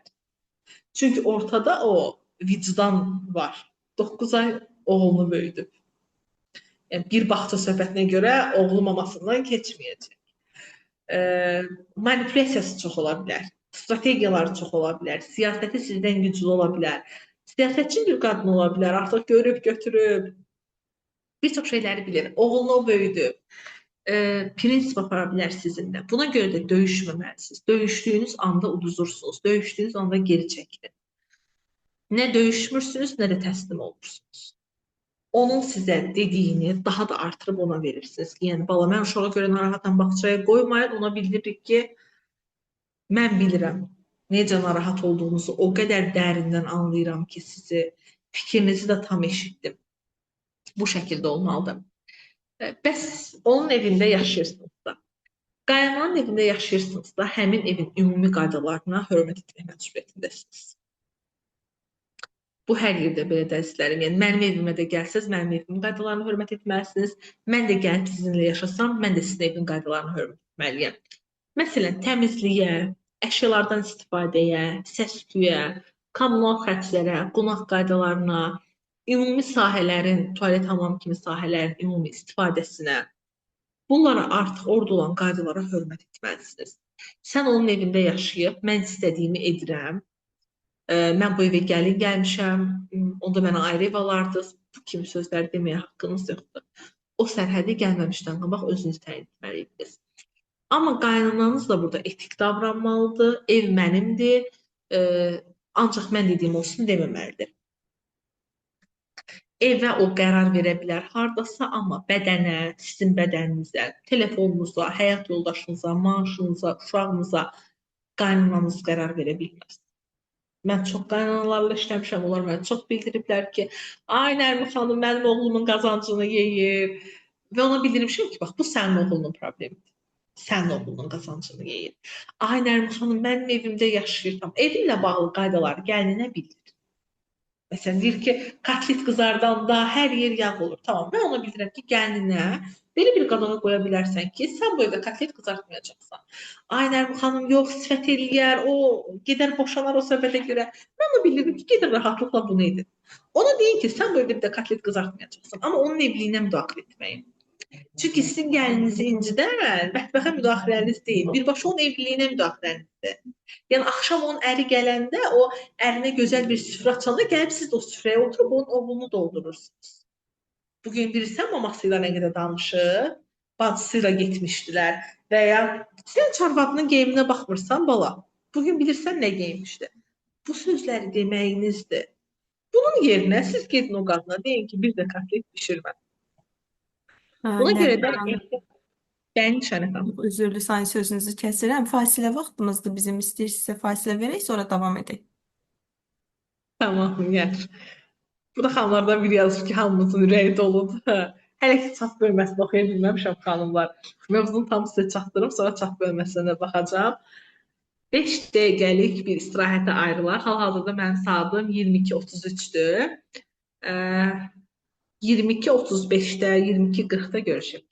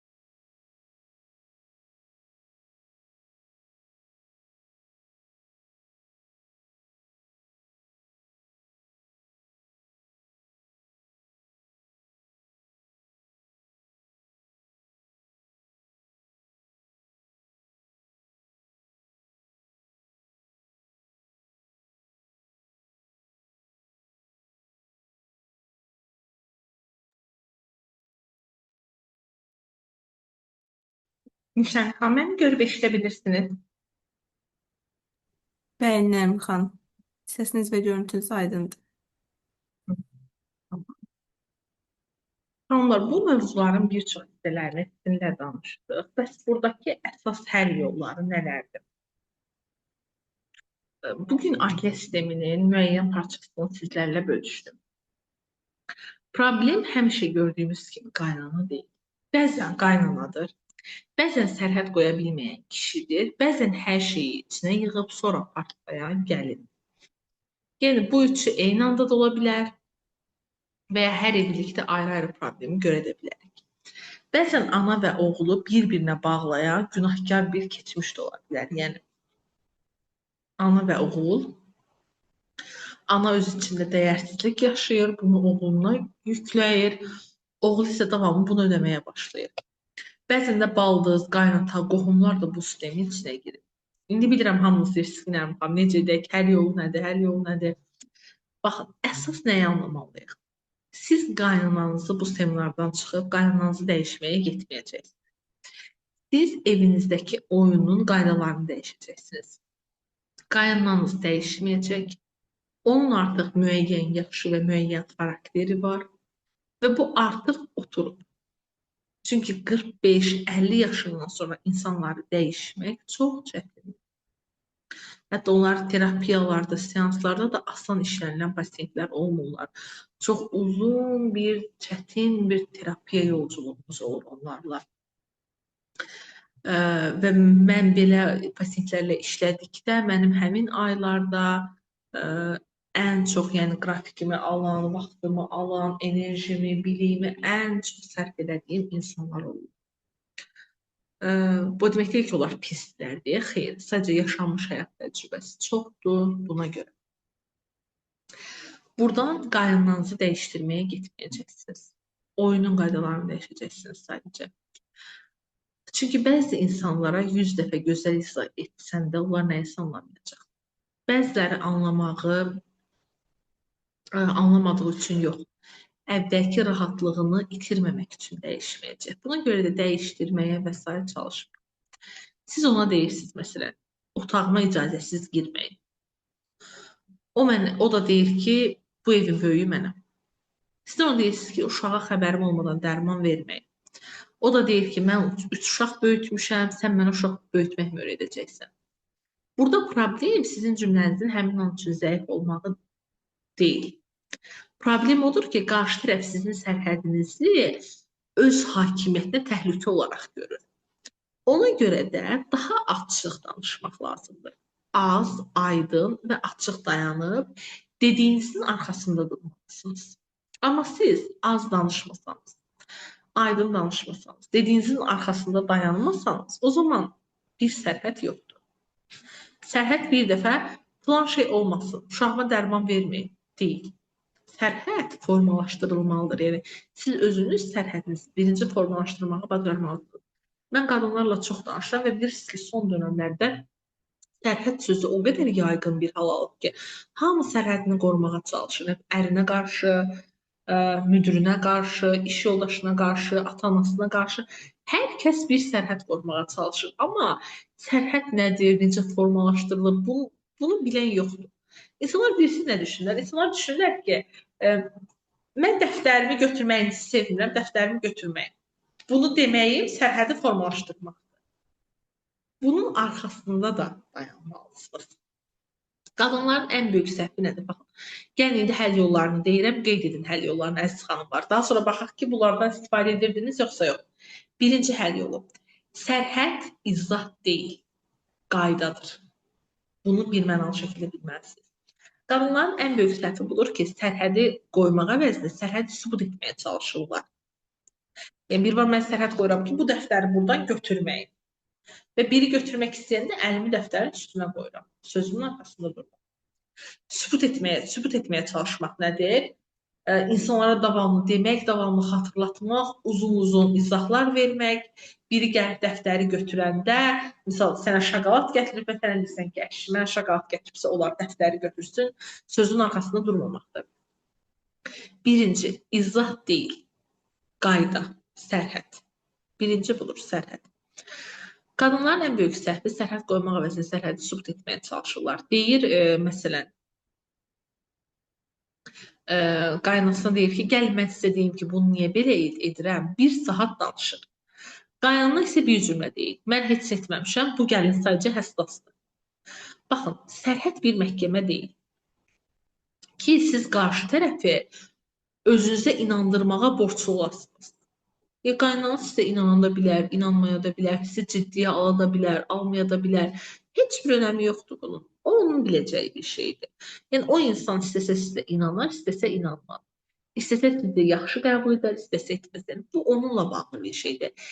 Sərhəd gedib ona bunu sübut etmək deyil ki, bax, mən düzgünəm, mən beləyəm, mən eləyəm, düzgün olan tərəfi budur. Yox, sərhəd bu demək deyil. Sərhəd qarşı tərəfə haqlı olduğunuzu inandırmaq deyil. Sərhəd belədir.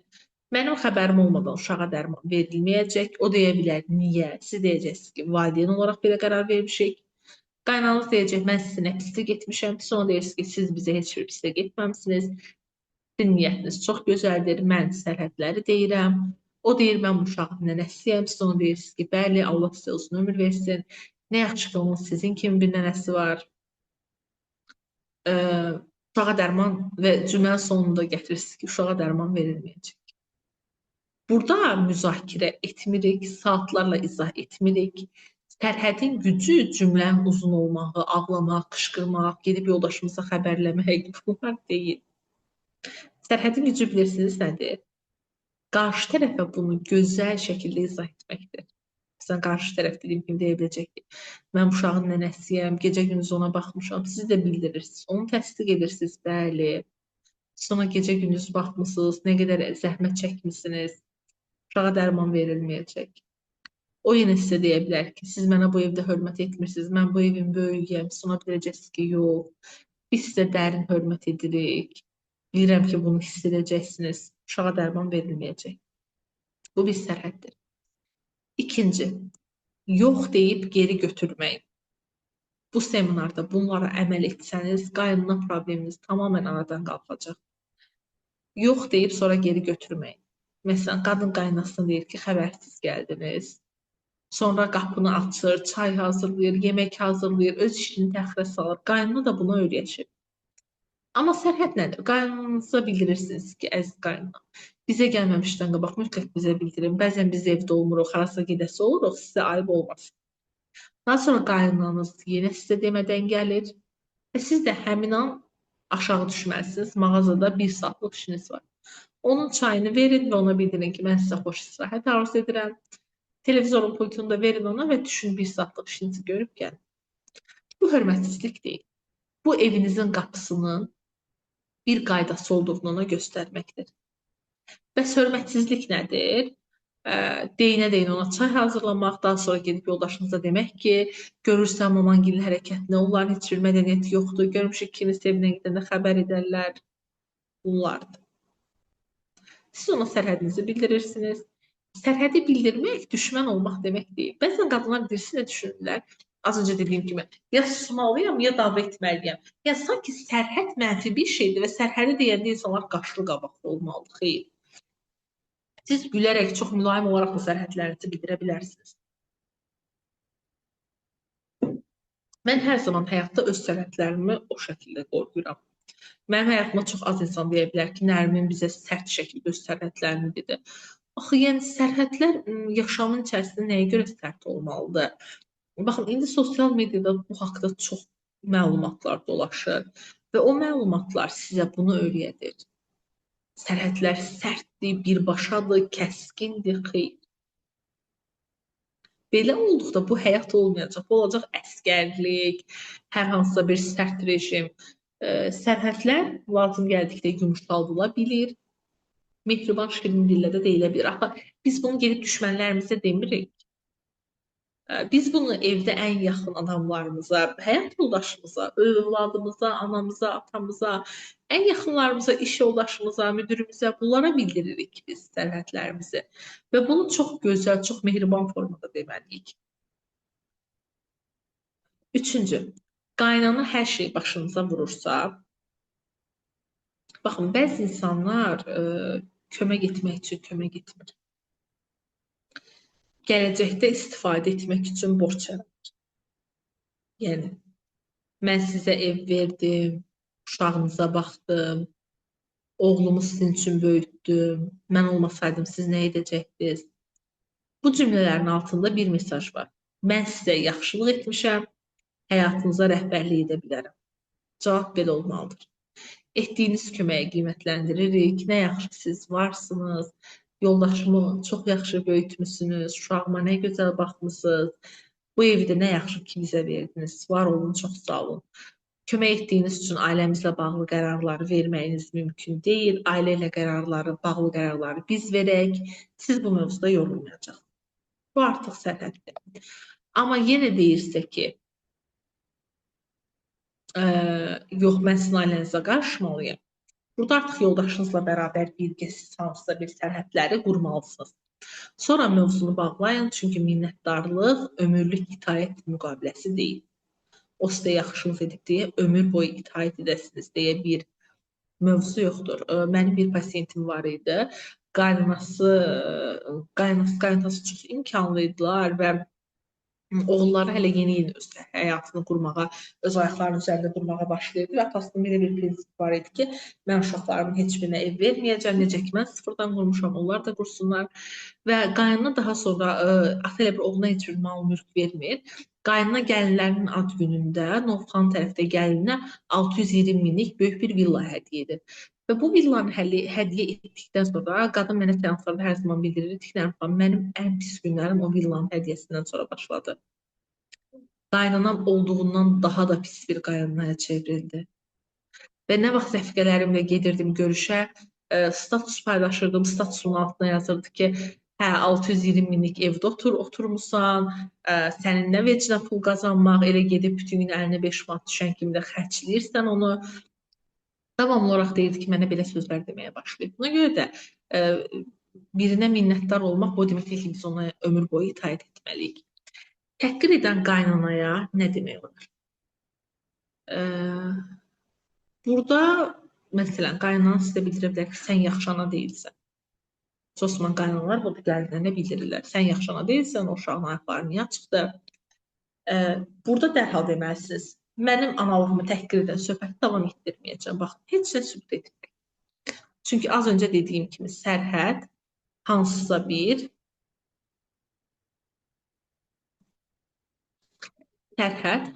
bir izah deyil. Biz ona sadəcə bir kəlmə bildirməliyik ki, mən söhbəti davam etdirməyəcəm. Amma çox zaman qadınlar qalırlar, ağlayırlar, qışqırırlar. Yox, siz bilmirsiniz. Həkimlər deyirlər ki, uşaqların ayaqları açıq qalmalıdır. Ayaq açıq qalanda ayaqla beyin arasındakı neyronlar inkişaf etməyə başlayır. Sensor inteqrasiya yaxşı olur. Mən onun ayaqlarını açıq qoymalıyam, ayaqlarının altında qollar gəzdirməliyəm və s. Ehtiyac yoxdur əziz xanımlar. Bu artıq bir sərhəd deyil. Bu bir prinsipdir. Dönməyə başlayır və onun təcrübəsini dəyərsizləşdirmək. Sən bilmirsən, mən daha yaxşı bilirəm, budur. Daha sonra o deyir, sən oğlumu bizdən ayırmısan. Yoldaşım sizin oğlunuzdur və oğlunuz böyüyüb, öz ailəsini qurub, mən onu sizdən ayırıram. Nöqtə. Heç bir izah yoxdur. Nə demək istəyirsiniz, bu nə sözdür və s. Heç bir izah yoxdur. Sən gələndən oğlum dəyişib. Evlənən insanın həyatının dəyişməsi normaldır. Bu sizə sevginin bitməsi deyil. Normal. Bu evdə mən nə desəm olacaq. Evin ümumi qaydalarına hörmət edirəm. Əlbəttə ümumi qaydalarda siz nə desəniz olacaq. Siz ən düzgünü bilirsiniz. Nikahımla, bədənimlə, uşağımla bağlı qərar yoldaşımla mənə aiddir. Heç nə izah etmirik. Dayanın. Mənim oğlumdur, sən qarışma. O sizin oğlunuzdur. Mənim həyat yoldaşımdır. Mən ona sizin oğlunuz kimi yox, həyat yoldaşım kimi qarışıram. Dayanırıq burada. Mən öləndən sonra rahat yaşayarsınız. Səninlə mənim ölməyimi istəyirsən. Ölüm və xəstəlik, günahkarlıq yaradılan söhbəti davam etməyəcək. Burada dayanırsınız. Nə zaman sizə ki, məni öldürəcəksən, xəstələndirəcəksən, deyirsiniz ki, ölüm və xəstəliklə bağlı günahkarlıq yaradan söhbətləri davam etdirməyəcək. Bu cümlələri qışqıraraq deməyin, qaşqabaqlı deməyin, əsəbi formada deməyin, hikkəli formada deməyin. Tamamilə sakit formada deyin. Çünki sağlam sərhədlər əsəbi insanların qurduğu sərhədlər deyil. Sakit insanların qurduğu sərhədlərdir. Lazım olsa eyni cümləni təkrarlayın. Baxın, eyni cümləni dəyişdirməyin. Məsələn, o sizə deyir ki, oğlum sən gələndən dəyişib. Siz deyirsiniz ki, evlənən insanın həyatının dəyişməsi normal. O deyir ki, yo, çox dəyişib, əvvəllər belə deyil. Yenə deyirsiniz, evlənən insanın həyatının dəyişməsi normal. Yox, hamı evlənib də, Kənan da evlənmişdi. Kənan niyə dəyişmədi? Elə bir dənə bu dəyişdi. Gəlindən də çox şey asıldı. Yenə deyirsiniz, evlənən insanın həyatının dəyişməsi normaldır. Cümlənizi dəyişməməlisiniz anlar. Cümlənizi dəyişdiyiniz anda siz artıq döyüşməyə başlayırsınız. Lazım olsa eyni cümlələri təkrarlayın. Buna qırıq val deyə bilərik. Yəni, sanki bir qırıq val var və onun eyni yerinə toxunanda o val eyni səsi çıxardacaq. Burada qırıq val texnikasından istifadə edək. Eyni sözü eyni sakitlikdə deməyə başlayın. Sərhəd belə qurulur. Yəni, bu sərhəddir. Bir darbə gəlir, sərhəd belə olur ki, belə qaldı. İkinci, üçüncü sərhəd eyni qalır. Sərhəd birinin üstə qışqırmır, birinə cavab qaytarmır, birini yaralamır, birini döymür. Sərhəd bilirsiniz necə olur? Olduğu yerdə olur. Mən buranı keçmək istəyirəm. Olmaz. Keçmək istəyirəm. Olmaz.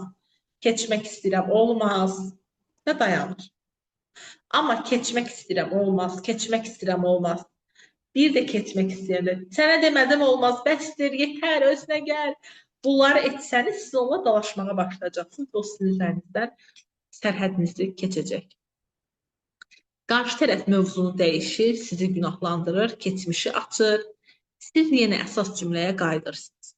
Mövzu bu deyil, evlənən insan dəyişməyi normaldır. Yenə eyni söz deyirsiniz. 5-ci, baldız ailəyə qarışırsa. Baldız deyir, qardaşım sənə görə dəyişib. Cavab, evliliyimizlə bağlı məsələni qardaşımla öz aramızda həll edəcəyik.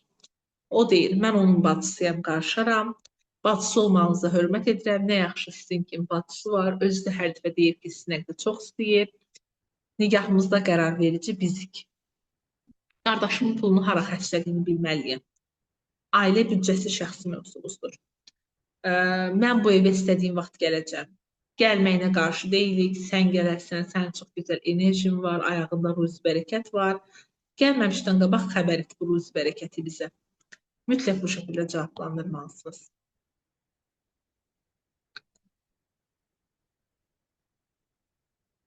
Və burada vacib məqam nədir? Baldız bütün baldızla bütün müharibəni sadəcə qadın özü aparmamalıdır.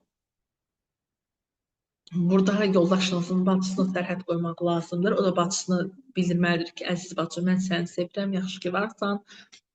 Amma arvadımla münasibətimizə dair qərarları biz verməliyik.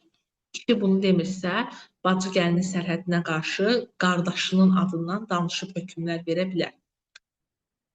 Çox zamanda gəlin, qaynana və baldız bir-birlərinə gəlin haqqında çox informasiyalar verirlər və bir-birlərini gəlin deyək ki, çox doldururlar və gəlinə qarşı bir cəbhə almağa başlayırlar. Bu zamanda gəlinlər yenə sakit olmalıdırlar ki, düşünə bilsinlər, sərhədlərini aydın formalaşdıra bilsinlər, heç bir halda döyüşə girməməlidirlər. Döyüşməməlisiniz, öz fikirlərinizi və sərhədlərinizi bildirməlisiniz. Nərmin xanım, bizim seminarımızın bitməsinə yarım saat qalıb artıq. Bizim xanımlar test işləməli idi keçən seminardan. Tamam Şərfan, həll yollarını bitirək, keçək. Tamam. Daha sonra 6-cı həll yolu, anasının və bacısının sözünü arvadından üstün tutan kişiyə nə demək olar? Kişiyə belə deməyin, sən kişi deyilsən, sən ana uşaqsan. Qadınlar bunu birbaşa partnyorlarına bildirirlər. Sən ana uşaqsan. Bir bəyə bu sözü deməməlisiniz. Bu etik bir söz deyil, əziz xanımlar. Sən ananla evlənərdin, gedib bacınla evlənərdin. Bu cümlələr kişini düşündürmür. Onu müdafiəyə keçirir. Siz bu cümlələri deyəndə o nəsə düşünmür. O özünü müdafiə edir və bu necə bir qadındır, mənə necə bunu deyir, bunları düşünür. Əgər istəyirsinizsə ki, o sizi düşünsün, anlasın, o zaman deməlisiniz. Mən səndən ananı və bacını həyatından çıxarmağını istəmirəm. Nə yaxşı ki, onlar varlar. Sən bilirsən, onlar sənə nə qədər çox istəyirlər, bacın da, anan da. Mən istəyirəm ki, bizim ailəmizə bağlı qərarlar verəndə həyat yoldaşım kimi mənim yerim olsun. Ananın fikrini dinləyə bilərsən, o qadın səni böyüdüb, bəzən mən də dinləyirəm, çox yaxşı faydalı məsləhətlər verir. Bəzən o qədər yaxşı məsləhətlər verib ki, bax, keçən gün falan şeylər demişdi, bu çox faydalı idi. Amma həmin fikir bizim qərarımız kimi təqdim olunmasın. Anan sənə fikrini deyəndə gəl mənə bildir ki, bunu anam deyib və səninlə bərabər müzakirə edək. Sən hər dəfə ananın inciməsindən qorxub, mənim ehtiyacımı kənara qoyanda mən bu evlilikdə tək qalıram. Səndən tərəf seçməyini deyil, ər mövqeyini seçməyini istəyirəm. Sənin anana hörmət edirəm, amma münasibətimizin rəhbərliyini ona verməyəcəm. Sən susanda neytral qalmırsan, tərədi pozan tərəfin daha güclü qalmasına şərait yaradırsan. Sən susanda maman, hə oğlum sustu, deməli daha da çoxunu edə bilərəm düşünür. Bu məsələni ananla mənim aramda buraxma, burada bizim münasibətimizin sərhəddidir mövzu. Mən hər problemi sənin həll etməyini istəmirəm, öz sözümü özüm deyəcəm, amma sən də ailənin qarşısında məni tək qoymamalısan. Və yoldaşımıza hər zaman bildirməliyik ki, ananı incitmədən bunları de. Çünki yoldaşınızın ən böyük qorxusu anasını incitməkdir. Bəzi hallarda yoldaşınızı müşahidə ediniz xanımlar, görəcəksiniz ki, o da anasının və bacısının sözlərindən bezib, yorulub. Çünki həqiqətən də kişilər müəyyən müddətdən sonra bundan yorulurlar. Sadəcə onları incitmək istəmirlər. Buna görə mütləq kişilərə bunu vurğulayın. Ananı incitməyini istəmirəm, ananı incitmə. Bax, ona gedib bu sözü bu şəkildə deyib, onu incitmə, onun qəlbinə dəymə. Bu şəkildə deyib. Bacına bu şəkildə deyib, onun qəlbini qırma, sən onun qardaşısan, səndən başqa kimi var? Bu şəkildə deyil də bu şəkildə deyil. Məsələn, bacına zəng edib bir də bizə gəlmə demə, onun səndən başqa kimi var? Sənə arxalanıb gəlir, bu şəkildə demə. Zəng edib de ki, bacı səni çox istəyirəm, bizə gəlməmişdən qabaq mütləq məni yığ. Bu şəkildə deyil. Yəni, bu zaman yoldaşınız görəcək ki, siz onun həyatdakı ən böyük qorxusunu görürsünüz. Amma siz bunu görüb onun başına vursanız ki, hə, sən qorxursan da, sən qorxursan onları incitməkdən, amma heç məni incitməkdən qorxmursan, bunu onun başına vursanız heç bir məsələ həll olunmayacaq. Ərin səni eşitməsi üçün necə danışmalısan? Kişini yönləndirmək, qorxutmaq, anasından uzaqlaşdırmaq sağlam strategiya deyil. Çox uğursuz bir strategiyadır. Zaten yönləndirmək, qorxutmaq və gəlindən uzaqlaşdırmaq bunu qaynanalar və baldızlar edirlər. Amma kişinin səni eşitməsini asanlaşdıran sağlam, açıq danışıq üsulları var. Birinci üsul nədir? Hadisə, his, ehtiyac və xahiş. Mütləq bu şəkildə getməlidir. Yəni, bir hadisə olur, orada bir hiss yaranır, ehtiyac var və bunu biz xahiş etməliyik. Yəni, belə deməlik, sənin anan bizim həyatımızı məhv edib. Yox. Hadisəni deyirik. Bugün anan uşağa dərmanı mənə demədən verib, mən özümü ana kimi hiss etməmişəm, mənə valideynlik burada sanki verilmədi, xahiş edirəm, bu axşam anana birlikdə deyək ki, dərmanı bizim icazəmizlə versin. Bax, hadisə var, hiss var, ehtiyac var, xahiş var. Mütləq bu şəkildə olmalıdır. Və bunun fərqli bir məsələsi ola bilər. Məsələn, həyat yoldaşıma deyə bilərəm ki, bugün anam uşağı məndən icazəsiz öz qohumları gilə aparıb, mən burada çox qorxdum, istəyirəm ki, belə olanda mənə mütləq bildirsin, səndən xahiş edirəm. Ananı incitmədən, bax, onun qəlbinə dəymədən, ona yumşaq formada bunu de. Elə deyərsən birdən o inciyər. Amma çalış ki, gözəl sözlərlə de, başa düşəcəyi tərzdə de, qəlbi də bizdən qırılmasın. Çünki uşağın üzərində çox əziyyət çəkir. Birdən elə düşünər ki, biz onun əziyyətini qiymətləndirmirik. Bu zaman yoldaşınızın ürəyində bilirsiniz nə yaranacaq? Bu qadın məni anlayır. Bu qadın mənim nə hiss etdiyimi hiss edir anamla bağlı. Və məni təhlükənin içərisinə atmır. Məni get ananı incit, ananla üzbəyüz dayan, içindəki o günahkar oğul, pis oğul, bu qorxularla üzləş.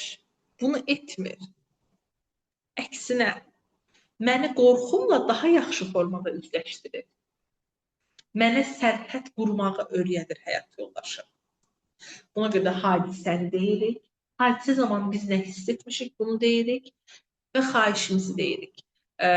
Sənin anan həmişə həyatımızı məhv edir və mənim dediyim. Əlbəttə, mənim dediyim uğurludur. Sənin anan həyatımızı həmişə məhv edir deyən qadınlara, yəni kişilərin deyəcəyi şey olacaq ki, anam sənə nə edir? Siz bu sualın qabağında sadəcə təəccüblər içində qalacaqsınız ki, bu kişi heç nəyi görmür.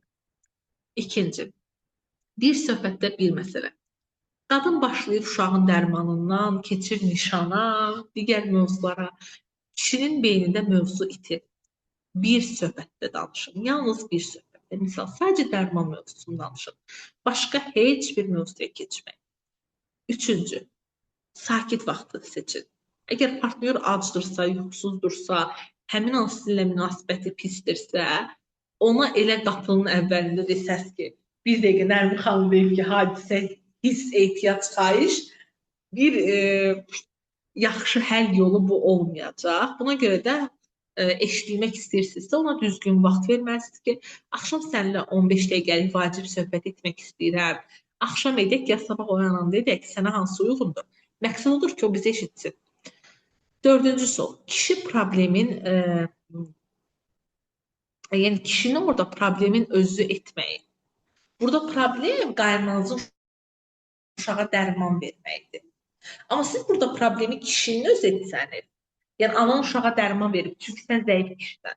Anan uşağa dərman verib, çünki sən belə olursan. Anan uşağa dərman verib, çünki sən problemləri görməyən kişisən. Bunu etsəniz uğursuz olacaq. Ona görə burada dördüncü sual, kişinin problemin özü etməyi. Problemin özü elə dərman verilməkdir. Problemin özü sizin özünüzü ana kimi hiss etməməyinizdir.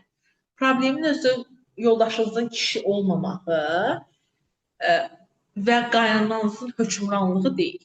Problemin özü uşağa dərman verməkdir. İnsan özünü hücum altında hiss etməyəndə məsuliyyət götürməyə açıq olur.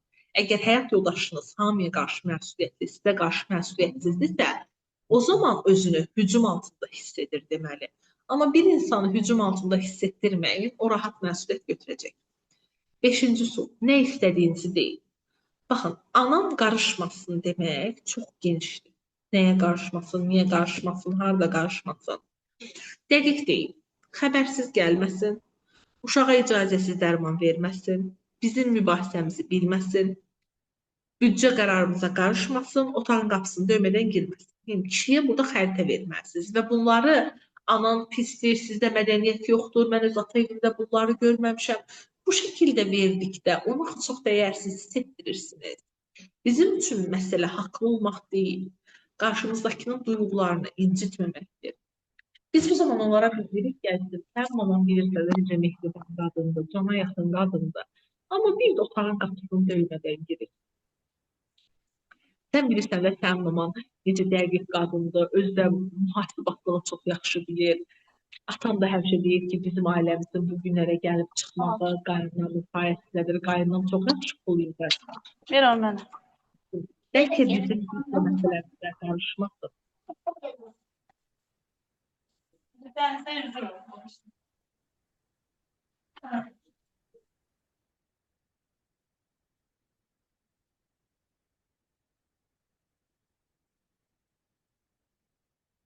Düşən mən görüntü və səsim aydındır sizə. Bəli, Nərmin xanım. Buna görə də biz burada yaxşı xüsusiyyətlərlə onun bir mənfi xüsusiyyətini birləşdirib yoldaşımıza bu şəkildə deməliyik. Belə dedikdə yoldaşınız tam şəkildə sizə qulaq verəcəkdir. Ona görə də ən azı 3 yaxşı xüsusiyyətlə bir mənfini birləşdirib deməlisiniz ki, yoldaşınız görməlidir ki, siz onun anasını təhdid etmirsiniz. Sizin niyyətiniz nə qədər yaxşıdır və bu texnikalar ilk vaxtlar üçün keçərlidir əzizlərim. Hansısa bunu bir il edirsiniz. Bundan sonra artıq siz bunu normal formada yoldaşınıza dedikdə o heç bir şəkildə anasını müdafiə etməyəcək. Artıq sizi çünki anlamağa başlayacaq. Sizi anasına qarşı, özünə qarşı biri kimi görməyəcək və onun da sərhədlərinin formalaşmasına çox böyük faydanız olacaq.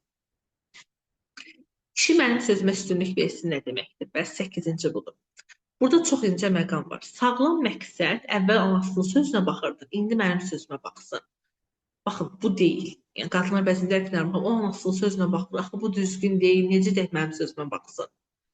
Səncə bu düzgün oldu? Bu yaxşı oldu? Xeyr. Axı yenə yetkinləşmir. Sadəcə rəhbəri dəyişir. Əvvəllər anası rəhbəri idi, indi siz. Sağlam budur. Ərim mənə güvənsin, fikrimi ciddi qəbul etsin, ailəmizlə bağlı qərarları birgə verək. Məsələn, sənin yoldaşın sənə deməlidir ki, məsələn, mənə deməlidir ki, Nərmin, sənə inanıram. Səncə bunu necə həll edək? Bu güvəndir. Və burada həmçinin o da öz fikrini bildirməlidir. Sənə güvənirəm. Bunu necə həll edək? Və mənim fikrim də budur ki, bu şəkildə filan gün görüşək. Sadəcə məsuliyyət də sizə verilməlidir. Daha sonra 9-cu. Kişi bir qadına ehtiyac duyur. Bu da bilirsiniz ki, doğulanda anası olur. Yəni ona baxım verən olur. Daha sonra yetkinlik prosesindən sonra bu dəyişir. Və kişilər fatih ruhludur. İstər, amma yenə də kişi olsun, qadın olsun, biz güvənə biləcəyimiz birinə həyatımızdakı hər şeyi danışırıq. Və kişilərə adətən ananı artıq çıxart həyatından, mən gəldim, mənə bağlan. Onlar üçün bu o qədər asan oldu.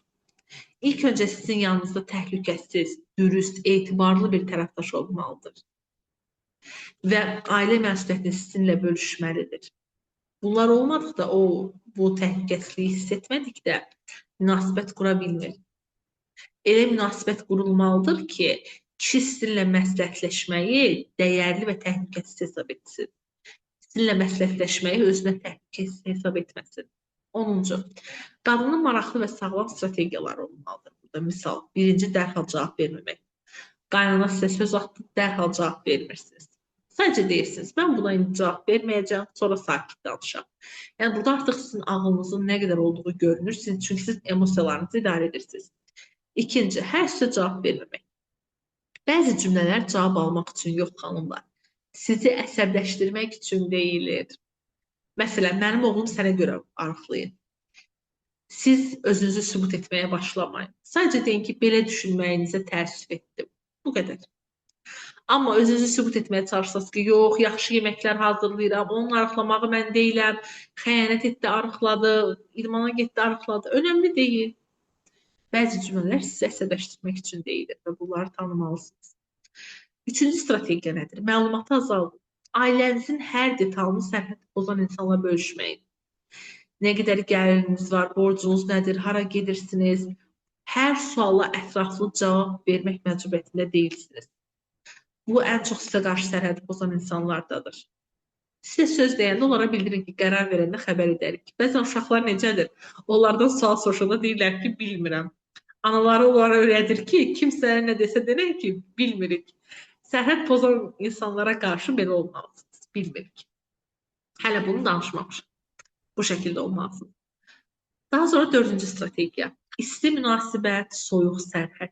Bunu mən o qədər çox sevirəm ki, xanımlar. Ən yaxşısı budur. Qaynanaya çayını ver, halını soruş, xəstələnəndə kömək et. Amma qərarını dəyişməyə heç vaxt icazə vermə. Biz sizi çox istəyirik. Nə yaxşı varsınız. Bu həftə sonunda bizim bir planımız var. İnsanlar bəzən sərhədi yalnız soyuqluqla qoyurlar. Məsələn, gəlib əsəbi olanda sərhəd qoyur. Boşanma ərəfəsində sərhəd qoyur. Əri ilə arası pis olanda, dava çıxanda sərhəd qoyur. Xeyr. Sonra qarşı tərəf bunu düşmənçilik kimi yaşayır. Sən mehriban ola bilərsən, yenə də yox deyə bilərsən. Yox deyə bilməyən insanların çoxu bilirsiniz nəyə görə yox deyə bilmirlər.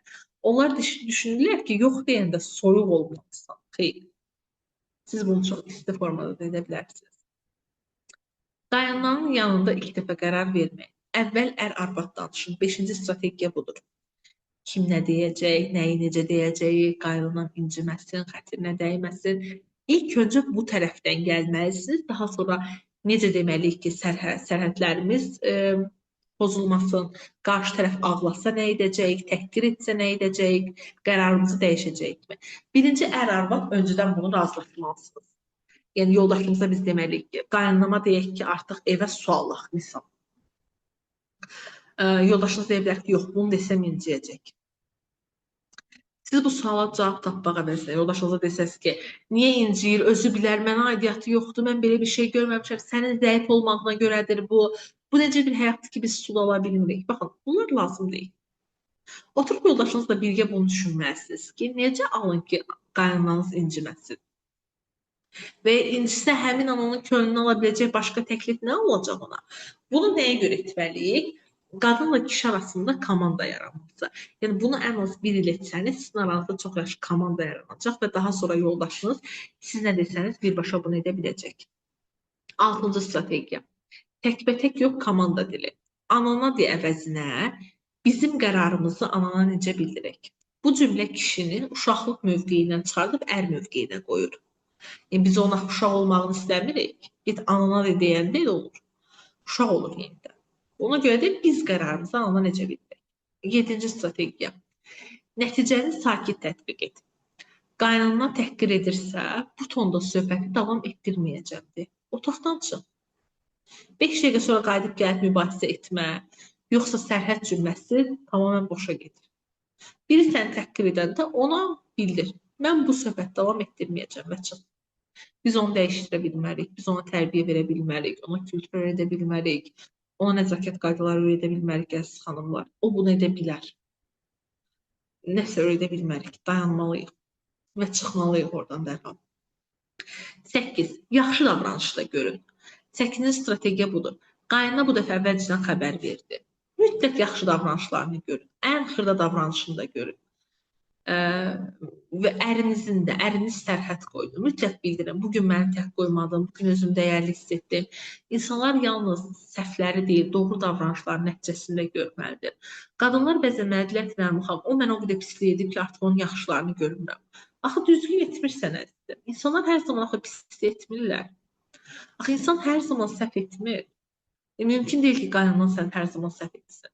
Onun doğru davranışları da olub və sən nəticələrini görmürsən. Necə bu ailəni qoruyacaqsan bəs? Necə oyunun qaydalarını dəyişəcəksən? Necə adekvat, ədalətli olacaqsan? Ola bilməyəcəksən axı. Sən də gələcəkdə qaynanan kimi olacaqsan. O da gəncliyində deyildi ki, mən belə olmayacağam, amma bax oldu. 11-ci strategiya. Qadın nə vaxt sakit olmalıdır, nə vaxt susmalıdır. Sakit olmalıdır. Qarşı tərəf ona əsəbləşdirməyə çalışırsa, mövzu xırda, zövq fərqlidirsə, xırda bir mövzudur, keçməlisiniz, sakit olmalısınız. Həmin anda hamı əsəbidirsə, cavab vermək mübahisəni böyüdəcəksə, söhbəti sonraya saxlamaq mümkündürsə, sakit olmalısınız. Harda susmamalısınız?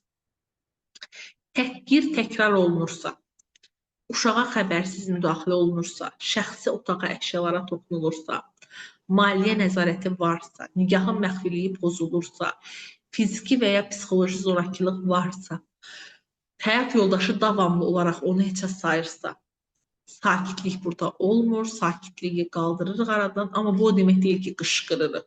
Qışqırıq heç nəyi xilas etmir. Amma burada artıq biz hər şeyi danışmalıyıq. 12-ci strategiya. Qadın mən beləyəm deyib dayanmamalıdır. Qadın deyir, mən beləyəm, sözümü üzə deyəcəm. Amma sözünü üzə demək, insanı alçatmaq. Bunlar ayrı-ayrı mövzular. Məsələn, qadınlar birbaşa insanı alçaldırlar. Daha sonra mənə deyirlər ki, Nərmin xanım, mən artistlik edə bilmərəm, sözü üzə deyirəm. Siz artıq müəyyən yaşdan sonra anlamalısınız ki, insanı alçaltmaqla sözü üzə demək ayrı-ayrı mövzulardır. Qaynana da deyir, mən beləyəm, gəlin mənim sözümə baxmalıdır. Kişi də deyir, mən belə böyümüşəm, anama yox deyə bilmərəm. Hamı deyir, mən beləyəm. Bu evdə heç kim böyümür. Yetişkin insan deyir ki, mən indiyə qədər belə davranmışam, amma ailəmə zərər verirsə dəyişməyi öyrənəcəm. Qadın davranışını vəziyyətə uyğunlaşdırmalıdır. Bu özünü itirmək, şəxsiyyətini itirmək, artistlik deyil. Yağışda çətir götürmək, xarakteri dəyişdirmək deyil əzizlərim. Yəni, çöldə yağış yağır və mən sizə deyirəm ki, çətir götürün. Mənə deyirsiniz ki, yox, Nərmin xanım, mən beləyəm, artistlik edə bilmərəm. Şəraitə uyğun, sağlam vasitə seçilməlidir. Sadəcə tənbəl insanlar və texnika bilməyən insanlar. Çünki mən sizə ilk seminarımızda demişdim ki, bu bizə məktəbdə öyrədilmir. Öyrədilmədiyinə görə də biz artıq bilmirik texnikaları. Texnika bilmədiyimizə görə də Şəraitə uyğun sağlam vasitə seçmirik. Baxın, mən artıq sizə 12 strategiya vermişəm. Vəziyyətə uyğun ən sağlamını seçməlisiniz. Mütləq. 13-cü. Qadının əsas məsuliyyəti. Qadının əsas məsuliyyəti hamını idarə etmək deyil. Qadının məsuliyyəti nədir? Məsuliyyətlərinizi bildirirəm. Sonuncu strategiyadır. Xahiş edirəm, qeyd edin. Və seminarımız bitənə qədər bu məsuliyyətləri görək necə yerinə yetirəcəksiniz. Qadının məsuliyyəti nədir? Birinci, nə hiss etdiyini bilmək. İkinci, nəyi qəbul etmədiyini demək. Üçüncü, sözünün arxasında dayanmaq. Dördüncü, əri ilə komanda qurmaq. Beşinci, öz anasına eyni sərhədi tətbiq etmək. Beşinci, müharibə yaratmamaq. Altıncı, amma sözünü də qurban verməməkdir. Amma özünə qurban verməmək. Burada mən başa qayıtmaq istəyirəm. Öz anasına da eyni sərhədi tətbiq etmək bu mövzuda bağlı sizə bildirmədim. Fikrim orada qaldı ki, bunu sizə bildirmədim. Ona görə sona qədər oxumadım. Öz anasına da eyni sərhəd tətbiq etməmək. Baxın, əgər sərhəd varsa, bu hamıya qarşı tətbiq olunmalıdır. Sadəcə qaynanamdan xoşum gəlir, ona tətbiq edim deyil. Məsələn, sizin maliyyənizə heç kim qarışmamalıdır. Misal, siz 3000 manat maaş alırsınız və qaynananız deyir ki, onun 1000 manatını saxla, xərcləmə. Qarışmamalıdır. Ananız da sizə deyir ki, onun 1000 manatını saxla, xərcləmə, niyə xərcləyirsən, arxaya qoymalısan. Ananız da deməməlidir, xanımlar. Mən qadınlarda bunu çox görürəm. Qaynanası pozur, qadın dava edir, anası pozur, heç kim demir. Xanımlar, bu sərhəd deyil, o zaman bu prinsipdir. Sərhədlər hamıya qarşı tətbiq olunur. Buna görə də öz anasına da eyni sərhəd tətbiq etmək, müharibə yaratmamaq, özünü də qurban verməmək. Qadının əsas məsuliyyəti bunlardır. 7 məsuliyyətdir, yəqin ki, yazdınız. Qadın ailənin bütün yükünü daşımalı deyil, amma öz mövqeyində yalnız kişinin qurmasını gözləməməlidir. Siz də öz mövqeyinizi qurmalısınız. Əsl kişi belə edər, elə edər, xeyr qadınlar. Əsl qadınlar nə etməlidir bəs? Nə etməlidir əsl qadınlar? Bu mövzunu düşünün. Sən öz sözünü deməlisən, öz sərhədini qorumalısan, ərin də münasibəti qorumalıdır. İkiniz birlikdə böyük bir nəticə yaradırsınız. Sadəcə burada bir nəticəni qarşı tərəfə veririk. Mən sizinlə bugünkü seminarım bu qədər. Uzun bir seminar oldu mənim üçün də. Test edə bilmədik. Testi növbəti seminara saxlayarıq. Qaynana mövzusu vacibdir. Mövzular vacib olanda ona görə testlər çox önəmli olur mənim üçün, açıq xanımlar. Mən sizə 13 strategiya verdim. Bu 13 strategiyanı mütləq şəkildə həyatınızda tətbiq edin. Lazımı vəziyyətdə lazımı strategiyanı tətbiq edin, xahiş edirəm. Misal, düşünün, mən sizə 13 dənə əşya vermişəm. Tam yağış yağır, əşyadan biri də bıçaqdır. Əlinizdə bıçaqla çörək çıxmayın. Həmin çətir götürməlisiniz.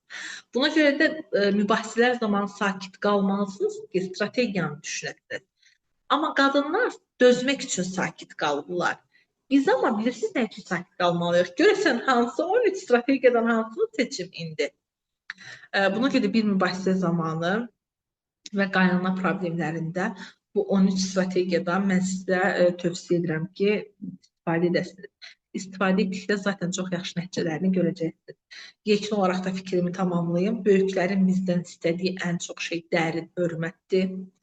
Tək qalmamaq, itirmə qorxularının olmamaqdır.